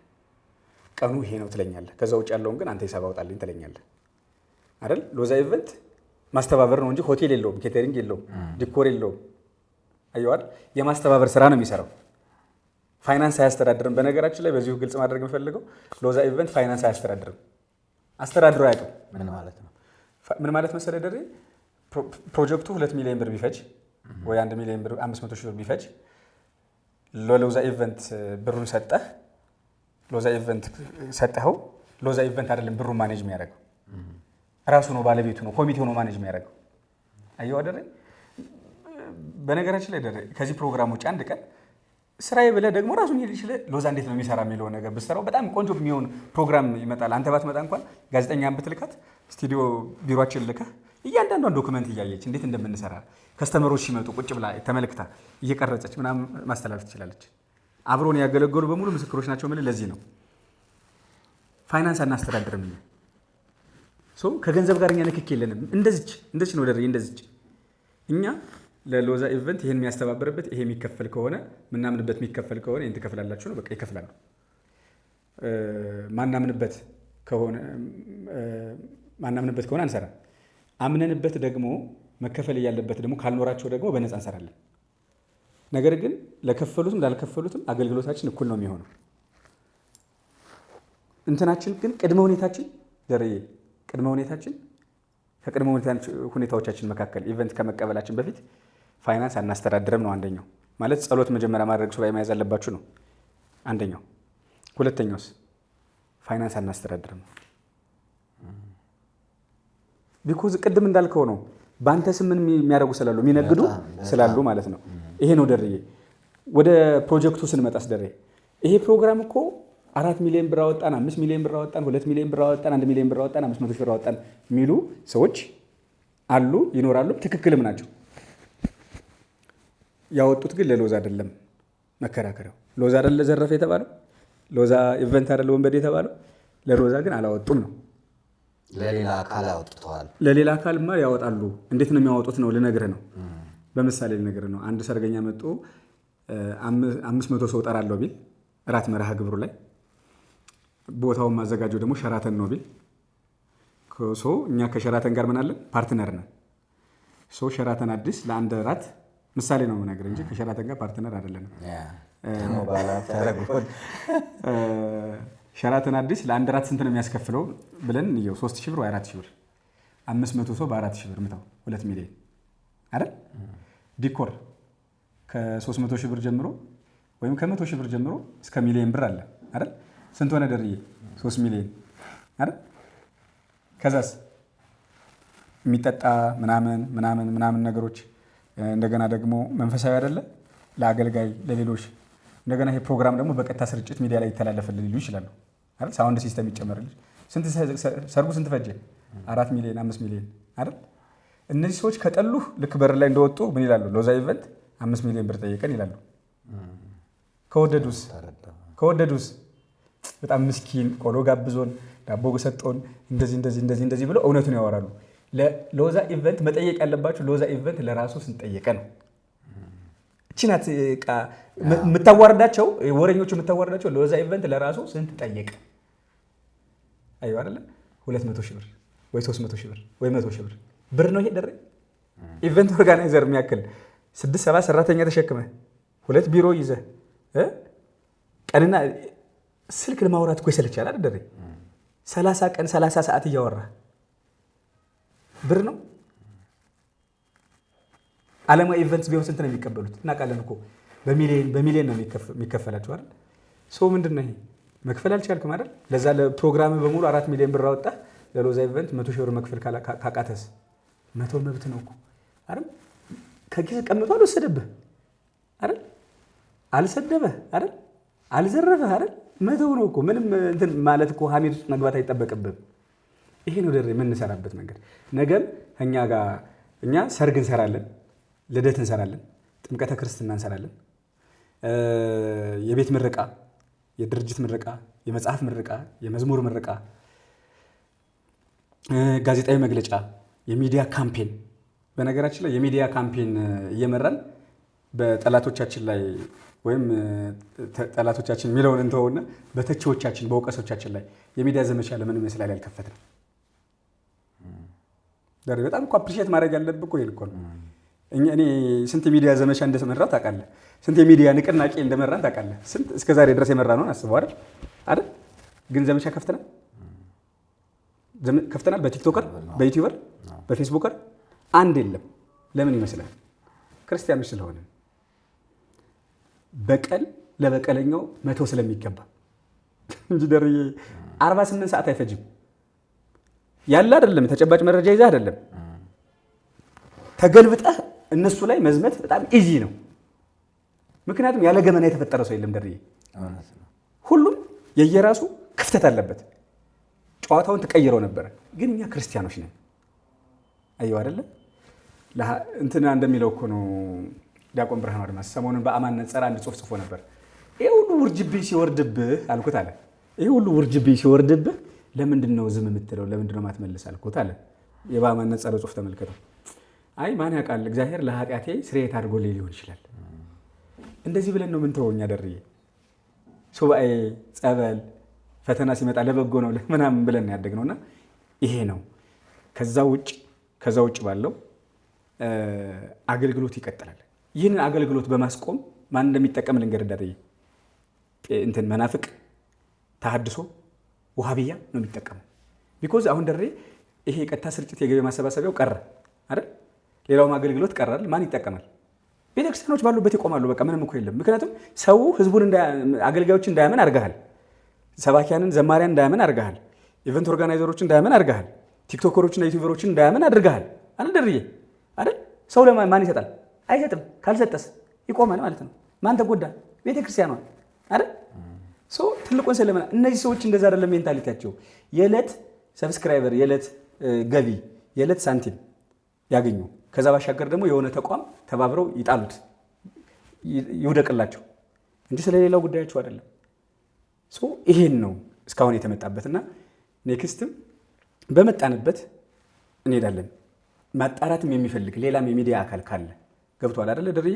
በአካልም ካለ ወዘተረፈ ነገ ቢሮአችን መምጣት ይችላል፣ ማረጋገጥ ይችላል፣ ኢንቨስቲጌሽን መስራት ይችላል። ኢንቨስቲጌሽን ጆርናሊዝም ይባላል አይደለ? መስራት ይችላል። ሎዛ ኢቨንት ኩልል ብሎ ጥርት ብሎ ይወጣል። ቲክቶከር፣ ዩቲዩበር፣ አገልጋይ ወዘተረፈ ቅድም ያነሳው ጥያቄ ማለት ነው። ምን መሰለ ደርዬ፣ የራስክን አገልግሎት የምታውቀው አንተ ነህ ደርዬ። ለደረጀ ይሄ ይገባዋል ልልህ አልችልም እኔ። አየው ደረጀ ለዚህ ቤተክርስቲያን የከፈለውን ዋጋ ምዕመናን ያውቃሉ፣ አገልጋይ ያውቃል። አሜሪካ ስትሄድ ደርዬ፣ አሜሪካ ስትሄድ፣ አውሮፓ ስትሄድ 5,000 ብር 3,000 ብር ነው ሰው ቢሰጥ አይደለም እኮ ደርዬ አይደል? ታውቃለህ እኮ አይደል? እና ታዲያ ደርዬ እዚህ አሁን የደረስክበት እኮ ሰርቀህ እኮ አይደለም አይደል? ወዳጆች የሰጠውህ እኮ ነው መኪና እስከመግዛት። ሰው ታዲያ የ5,000 ብር 10,000 ብር አበል ነው የሚደርሰው፣ መኪና መግዛት ነው የሚበልጠው ደርዬ። ሰው እኮ ሲወድህ እንዲህ ነው የሚያደርግልህ። ሰው ከጠላህስ መኪናውን የገዛው ሰርቆ ነው ይልሃል አይደል? ወዳጆች እኮ ነው አሜሪካ የሚጠሩ አውሮፓ የሚጠሩ እባካችሁ ጥሩኝ ብለህ እዚህ ሚዲያ ላይ ወጥተህ ታውቃለህ? እንደው ይሄን ሁሉ አገልግዬ ለምንድን ነው አውሮፓ ማለት ጠራው ብለህ አታውቅም? ሰምተን አናውቅም። ግን ንጽህናህን የሚያውቁ ይሄ የግል ጉዳይ አይደለም እያወራሁ ለቤተ ክርስቲያን የከፈልከውን ዋጋ ስለሚያውቁ ይጠራዋል። ከጠሩ በኋላስ ለሬ እኮ ይሄ ይገባዋል ብለው ይሰጠዋል አይደል? አይ ይሁንልኝ ይበቃኛል ካል ትመልሰዋለህ። ቢኮዝ እኔ ምስክር ስለሆንኩ በጣም ብዙ ቦታ ላይ መልሰሃል። በቀደም እንኳን ማረሚያ ቤት መጣ 20,000 ብር ሰጥሃል አይደል? ከመጣ በኋላማ 100,000 ብር ላይ ወጥቷል። እንትና እኔ ማውቀውን ነው እኮ የምነግርህ ደርዬ። አምቦ፣ ደሴ፣ ኮምቦልቻ ምናምን የሄድንባቸው በጣም ብዙ ፕሮግራሞች ላይ እያልክ ነው የምትተው አይደለም? የምትፈልግበት ቦታ ላይ ትቀበላለህ፣ ማትፈልግበት ቦታ ላይ ደግሞ ኢኔሴስ ማትፈልግበት ቦታ ማለት ደግሞ የሚያሳዝንህ እንዲሁም እንኳን አይደለም መቀበል ከኪስ ብላ ወጥ መሰጥበት አለ። አስታውሳለሁ አንድ ጊዜ ወጣው ሲለምኑ አስታውሳለሁ። በፍጹም አልቀበልም አየዋል። መቀበል እኮ ኃጢአት ስለሆነ አይደለም። አለመቀበልም ኩራት ስለሆነ አይደለም። የሚመጻደቁ ሰዎች ደግሞ ስላሉ ባለመቀበላቸው የሚቀበሉትን ሰዎች የሚያሸማቅቁ አገልጋዮች አሉ። ደርዬ ስለምታውቅ ማለት ነው። አይቀበሉም። ከሄዱ በኋላ እንትና እኮ ተቀበለ እንዴ! የተቀበለው እኮ የምታውቀው ነው። አንድ ካህን፣ አንድ ሰባኪ፣ አንድ ዘማሪ መተዳደሪያ የለውም አይደል? የሙሉ ጊዜ ስራው ነው አይደል እንዴ? አይደል? ብንችል መኪናና ቤት ገዝተን መስጠት ነው ደርዬ። ባንችል ደግሞ ያችን አበል ሰጥ መስጠት ነው። ቢኮዝ ከአገልግሎት ሲመለስ ለልጆቹ የትምህርት ቤት ክፍያ መክፈል አለበት፣ የቤት ኪራይ መክፈል አለበት አይደል? ካልሆነስ ወጦ በረንዳ ላይ ይለምንልሃል። በመለመኑ ማን ነው የምትዋረደው? አንተ። እንዴ አገልጋይ እኮ መከበር አለበት ደሬ፣ እንደ ንጉስ መኖር አለበት። እኛ ክርክራችን አገልጋይ፣ ሰባኪ፣ ዘማሪ፣ ዩቲዩበር፣ ቲክቶከር፣ አዘጋጅ ወዘተረፈ በፐርሰንት መስራት የለበትም ነው። አቅም በላይ መጠየቅ የለበትም። ፔሬድ በቃ አለቀ እንጂ ለአገልግሎቱ አይከፈለው እኮ ሐዲስ ኪዳንም ብሉይ ኪዳንም ይላል እኮ አይደል እንዴ? ምንድነው ኃጢአቱ? አሁን አንተ መኪና ኖረህ ደርዬ እዚህ እንደወጣው እኔ መኪና የለኝም ቤት የለኝም ታውቃለህ። አንተ የምትሸኘኝ እኮ ለምንድን ነው ደሬ? ወደ ቤት መሄድ ሲገባ ወይም በራይድ የምትልከኝ እኮ ስለሌለኝ እኮ ነው አይደል? እኔ ደግሞ ቤት ጸበል ጠርቼ መኪና እያሽከረከርክ በር ላይ ስታቆም ፕራውድ አላደርግም ደሬ? አልፈስ እንኳን ስትሄድ ደሬ እኮ ወንድሜ ነው ትላለህ። እና አገልጋይ፣ ቲክቶከር፣ ዩቲዩበር ራቁቱን ለማኝ ሆኖ እከካም ሆኖ እንዲኖር ነው የምትፈልገው? ስርቆትን፣ ዝርፊያን፣ ወንበድናን ፐርሰንት ነው እንጂ መቃወም ያለብህ። ለምን ተከፈለ ለቲክቶከር? ለምን ተከፈለ ለዩቲዩበር? ለምን ተከፈለ ለደረጀ፣ ለዘማሪ ወዘተርፈ ትላለህ እንዴ? እኔ ምኞቴ አገልጋዮች ከሰው እንዳይለምኑ፣ የራሳቸው ቤት መኪና እንዲኖራቸው፣ ልጆቻቸው የአገልጋይ ልጅ በመሆናቸው እንዳይሸማቀቁ ፕራውድ አድርገው ማየት ነው የምፈልገው ደሬ። እውነቴን ነው የምነግርህ። ይሄ የኔ ህልም ነው። ገብቶሃል? በዚህ እቃወማለሁ። የምቃወመው ስህተት የሆነ መንገድ ነው። ነገር ግን ቤተክርስቲያን ካላት ቅድም እንኳን ተናገርኩ እኮ ደርዬ፣ የጳጳሳት ደሞዛቸው ስንት ነው ታውቃለህ እኮ? ከ50 ከ60 ከ70 ከ80 ሺህ ብር ከ40 ሺህ ብር ጀምሮ ወደ ላይ ነው አይደል? ልጅ የሌለው ጭጭ የሌለው ምጭጭ የሌለው ለመነኮሰ ሰው 50 60 70 80 ሺህ ብር እየከፈልክ መኪና ሰጠ፣ ቤት ሰጠ ደሬ። በጣም እኮ ነው የኛ ቤተክርስቲያን እኮ በጣም ነው የሚገርመን አይደል? በተክሊል አግባ፣ በቁርባን አግባ ብለኸው በቁርባንና በተክሊል ካገባ በኋላ በየዓመቱ ልጅ እየወለደ የቤት ኪራይና የትምህርት ቤት ክፍያ እያንገላታውን ያለውን አገልጋይ መበደል ደሬ እውነት ነው። እግዚአብሔር ይወደዋል። ከነዚህ የሚወለዱ ልጆች ደሬ ካህን መሆን ይፈልጋሉ? ነገር ስማኝ ደሬ፣ ሰባኪ መሆን ይፈልጋሉ? ዘማሪ መሆን ይፈልጋሉ? ለቤተክርስቲያን ዋጋ መክፈል ይፈልጋሉ? አይከፍሉም፣ አይፈልጉም። ምክንያት አባታቸው እያከከ እንዳሳደጋቸው ያውቃሉ። ከመቅደስ ወጦ እየተሰቃየ እንዳሳየ ቁርስ ምሳ በልቶ እራት ማይበላ እኮ ካህን አለ። ምሳ በልቶ እኮ እራት ማይበላ መምህርና ዘማሪ አለ ደሬ። የቤት ኪራይ እኮ መክፈል አቅቶት እንትን ሄዶ የተከራያለ እኮ እዛ ጫፍ የተከራያለ ሲመለስ መኪና ይገጨው፣ መኪና ላይ የሚያንቀላፋ ሲያንቀላፋ ሞባይሉን የተሰረቀ አገልጋይ አለ እኮ ደርዬ። እኛ አክሱም ጫፍ አቁመዳ የሚል መጽሐፍ እንትን አለ፣ ደበበ ሰይፉ ይመስለኛል ግጥም ነው። የአክሱም ጫፍ አቁመዳ የሚል ግጥም አለ እና የሚገርምህ ክብራችንን አክሱም ክብራችን ነው። አቁማዳው ደግሞ ምንድን ነው? ድህነታችን ነው፣ ውርደታችን ነው። የት ነው የሰቀልነው? ጫፍ ላይ። እኛ እኮ አገልጋዮቻችን ክብሮቻችን ናቸው እኮ። አየው አይደለ? ኤቲክስ፣ ይሄ የሥነ ምግባራዊ ነገሮችን መቃወም አንድ ነገር ነው አይደል? ነገር ግን እንዴ ግብፃውያን እኮ አይተሃል ደርዬ። ንስሐ አባት እኮ ካህን እኮ ስለ ንስሐ ልጆቹ ነው የሚያስበው እንጂ ስለ መኪና፣ ስለ ቤት፣ ስለ ልጆቹ፣ ስለ ምግብ ወዘተረፈ ያስባል? አያስብም። እኛስ እኛ አድርገን ይዘናቸዋል ደርዬ። ደግሞ የተጋነነ ክፍያ የሚባለው መስፈርቱ ምንድን ነው ደርዬ? መስፈርት እኮ ስታወጣለት እኮ ነው ደርዬ።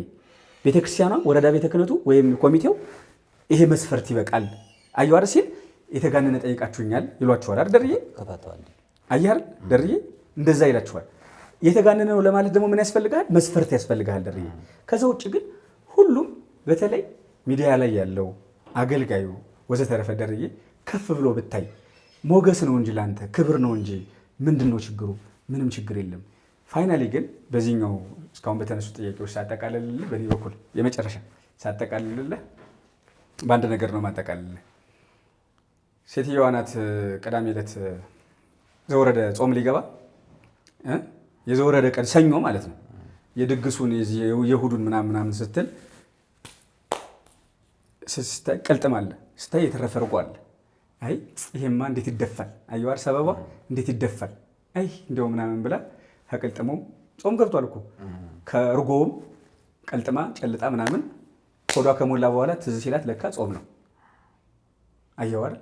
ከዛ ለአባቴ ሄድና አባቴ ጾሙ ከመግባቱ ዘወረደ ሰኞ እንደው ያደረው እንደዚህ ከሚደፋ ብዬ እንደው እንደዚህ አስታውሻው ነበር መጀመሪያ፣ ኋላ ላይ ረሳሁት እና እንደው ቀኖና ይስጡኝ እንደው ምናምን ብላ እንባዋ ዱብ አለ። አይ አንቺ አብይ ጾም ሲገባ እንዲህ ያደረግሽ እንደው ለምንድን ነው ምን ሆነሽ ነው ይሏታል። እና በቃ እስቲ መቼስ ከሰው ስተት ከብረት ዝገት አይጠፋምና ብለው ቀኖና ሰጠዋት። ሄደች፣ ቀኖናን ፈጸመች። ፍትሐ ዘወልድ ተደገመላት፣ አለቀ። ቅዳም ስዑር ደረሰ። 2 ወር ጾማ ቅዳም ስዑር ማለት ሊፈሰክ ሰዓታት ነው የቀሩት፣ 1 ቀን ነው የቀረው አይደል? ከዛ እዚህ ቅቤውን ከዚህ እርጎውን ታስተካክላለች። አሁን ነገ በዚህ ሲነጋ አለች በልቧ፣ ሲነጋ ነገ አሁን በዚህ ሰዓት እርጎውን እንደዚህ አድርገን ጭልጥ እናደርገዋለን፣ ቅቤውን ደግሞ እንዲህ አድርገን ላስ እናደርጋታለን ብላ ሆዷን ሞላች። ሊፈሰክ 1 ቀን ሲቀረው ቅዳም ስዑር ህዝቡ እግዚኦ በሚልበት ሰዓት፣ አንጀቱ ከቆዳው ጋር ከጀርባው ጋር በተላጠፈበት ሰዓት እንባዋ ዱብ እያለ ወደ ካህኑ ወደ ንስሐ አባቷ ሄዳ አባቴ እንደዚህ ሆነ እንደዚህ ተፈጠረ። ከዛ በጣም አዘኑና የመጨረሻ ተቆጣት። ቆይ አንቺ ከአብይ ጾም ጋር ያለሽ ችግር ምንድን ነው? ሲገባ አላስገባም ሲወጣ አላስወጣም የምትያራት ይባላል እንዴ? ስንገባም ችግር፣ ስንወጣም ችግር፣ ስትቆምም ችግር፣ ስትቀመጥም ችግር። ለኔ አናስገባም አናስወጣም ካልን እኮ ይሄ የጀስቲስ ይሄ የፍትህ እና የሞራል ሚዛን አይኖረንም። አብረን መቆም አንችልም። አብረን ካልቆምን ደግሞ ማሸነፍ አንችልም። ደርዬ አረቦች አንድ ተረት አላቸው። በነገራችን አንድ ታሪክ አላቸው በዚህ ጉዳይ ላይ ሰው ባሰበው ነገር ላይ እንዴት መቀጠል እንዳለበት ነውና አባትና ልጅ ባንድ አብረው እየሄዱ አህያው ከፊት ለፊት እየሄደ ለምንድን ነው እናንተ ሞኞች ናችሁ እንዴ አህያው ላይ ባዶ እየላካችሁ? አህያ እኮ የተፈጠረው ለእናንተ ነው ምናምን አሏቸው። ከዛ እሺ ብሎ አህያው ላይ ወጡ። ከዛ ትንሽ እንደሄዱ ህዝቡ ረገማቸው። ጨካኝ አረመኔ አባትና ልጅ አህያዋን ልትገሏት ነው አሉ። ወረዱ። አባት ወጣ። ትንሽ እንደሄዱ አይ ጉድ ጨካኝ ክፉ፣ ይሄን አንድ ጨቅላ ልጅ ይሄን አንድ ምስኪን ልጅ መሬት ለመሬት እያስኬድ አንተ ትወጣለህ አህያ ላይ። አባት ወረደ፣ ልጅ ወጣ። አይ 8ኛው ሺህ ያሉ በአረበኛ የቂያማ ቀን፣ ቂያማ ነው የሚባለው የምጽአት ቀን። ቂያማ ደረሰ፣ የመጨረሻው ዘመን ደረሰ። ልጅ አህያ ላይ፣ አባት በእግሩ። ልጁን ማስወረደውና አባትየው ለልጁ ምን ብሎ መከረው? ልጅ ዓለም 4 ማዕዘን ናት፣ ሰሜን፣ ደቡብ፣ ምስራቅ፣ ምዕራብ 4 ፍጹም ነው። በ4ቱም አቅጣጫ ሰው አለ። በ4ቱም አቅጣጫ ሁሉ ነገር አለ። በዚህ ጆሮ አለ፣ በሁለቱም በፊት ለፊት ታያለህ፣ ዞር ስትል ትመለከታለህ። በ4ቱም መንገድ ሰዎችን ለማስደሰት ብትሞክር ሰዎች አይደሰቱም። ሰዎች ምንም ሰዎችን ያስደስታል ብለህ የምታደርገው ነገር ሁሉንም ሰው ማስደሰት አትችልም። ሁሉንም ሰው የሚያስደስት ሰው ለማስደሰት የሚጥር ሰው ማንንም ማስደሰት አይችልም። ስለዚህ አንተ ዓላማህን ይዘህ ወደፊት ተጓዝ።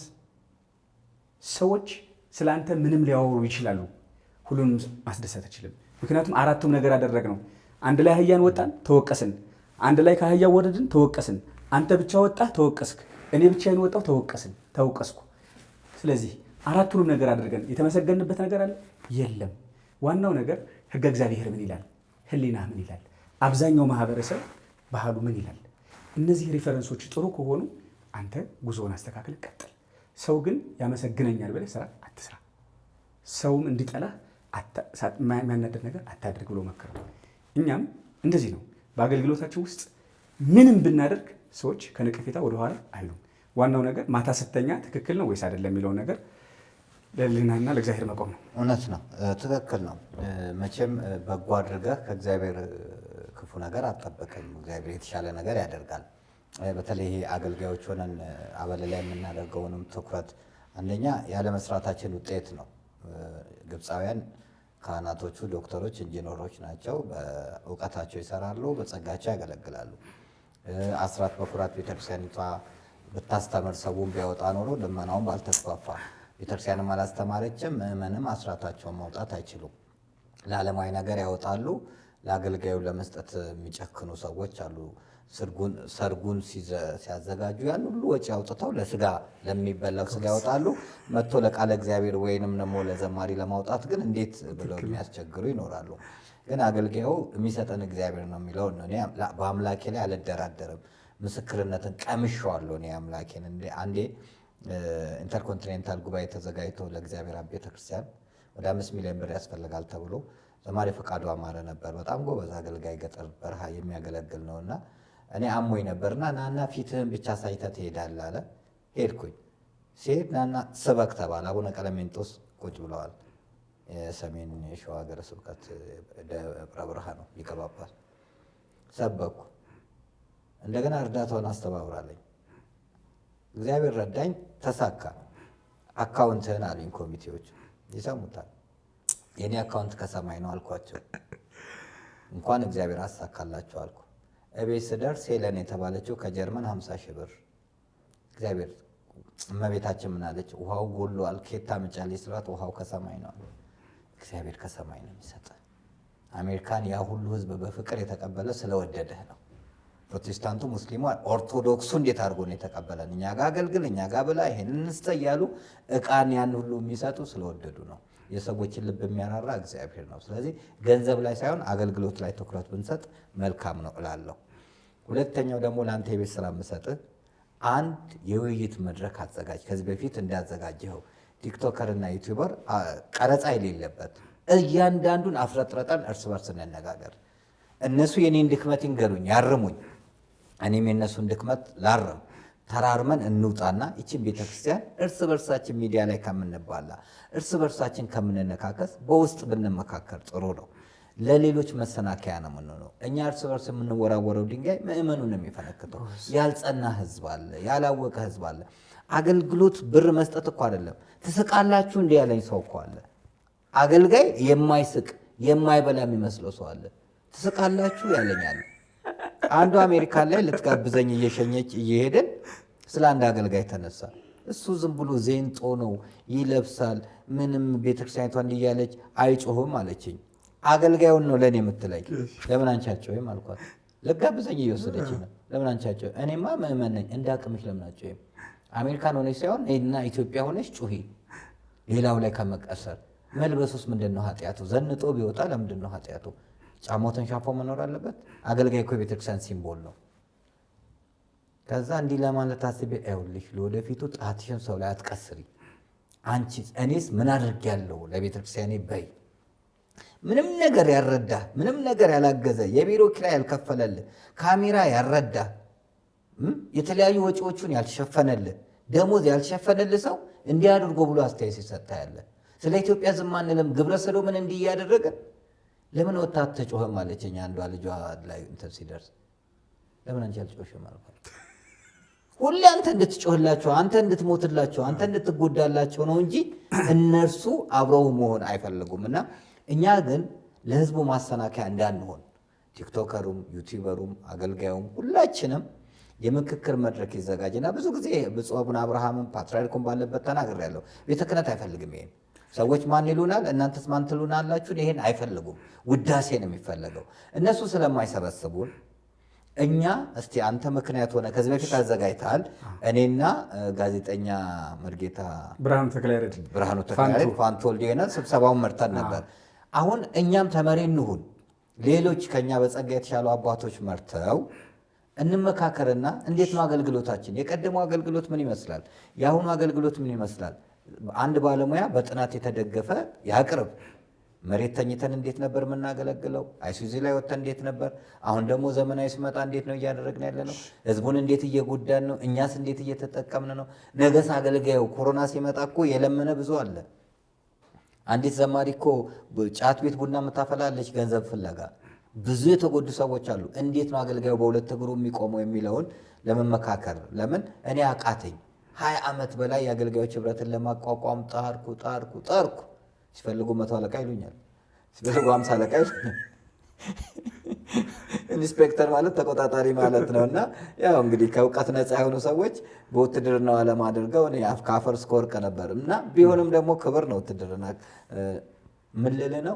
አሁን ደግሞ በቃ ወይ ጸጋዬ ስላልሆነ እግዚአብሔር አልፈቀደልኝም እንጂ እኔ ተቸግሬ ሳይሆን አገልጋዩ በሁለት እግሩ መቆም አለበት ብዬ ስለማስብ አበልጠት ጠባባቂ እንዳይሆን ስንት ይሰጡኝ ይሆን ብሎ የሚጠብቅ ሳይሆን የሚሰራ አገልጋይ። አሁን አሜሪካን ሀገር አስተዳዳሪዎች፣ ካህናቶች ሁሉ ከደሞዝ ውጪ ኦቨር የሚባል የታክሲኛ ጋር ራይድ እንደምንለው የሚሰሩ አሉ።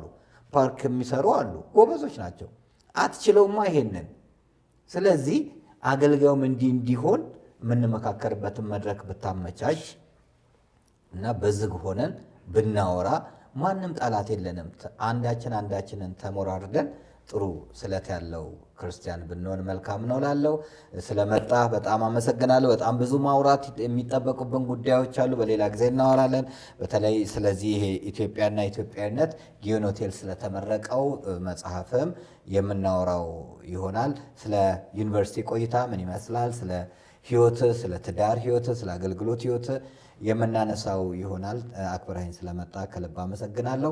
ምክንያቱም መልስ መስጠት ስላለብንና ግድ ስለሆነ እኔ እዛ ሆኜ በወፍ በረር ከምናገር ከፈረሱ አፍ ስለሚባል ያንን እንዲሆን ስለፈለግን ነው። ምስጋና የላቀ ነው። ወደ ደረጀ ዘወይንዬ ሚዲያ ተከታታዮች ከበኩረ ትጉሃን መምህር የማርያም ወርቅ ተሻገር ጋር ያደረግነው በክፍል 2 ውይይታችን እዚህ ላይ ይጠናቀቃል። ጥያቄ ካላችሁ መጠየቅ ትችላላችሁ። ስድብ፣ ሐሜት፣ ተንኮል ነገር ሳይሆን ቤተክርስቲያኒቷን የሚጠቅመውን በጎ ሐሳብን በአስተያየት መስጫ ሳጥኑ ላይ እንድታስቀምጡ አደራ እንላለን።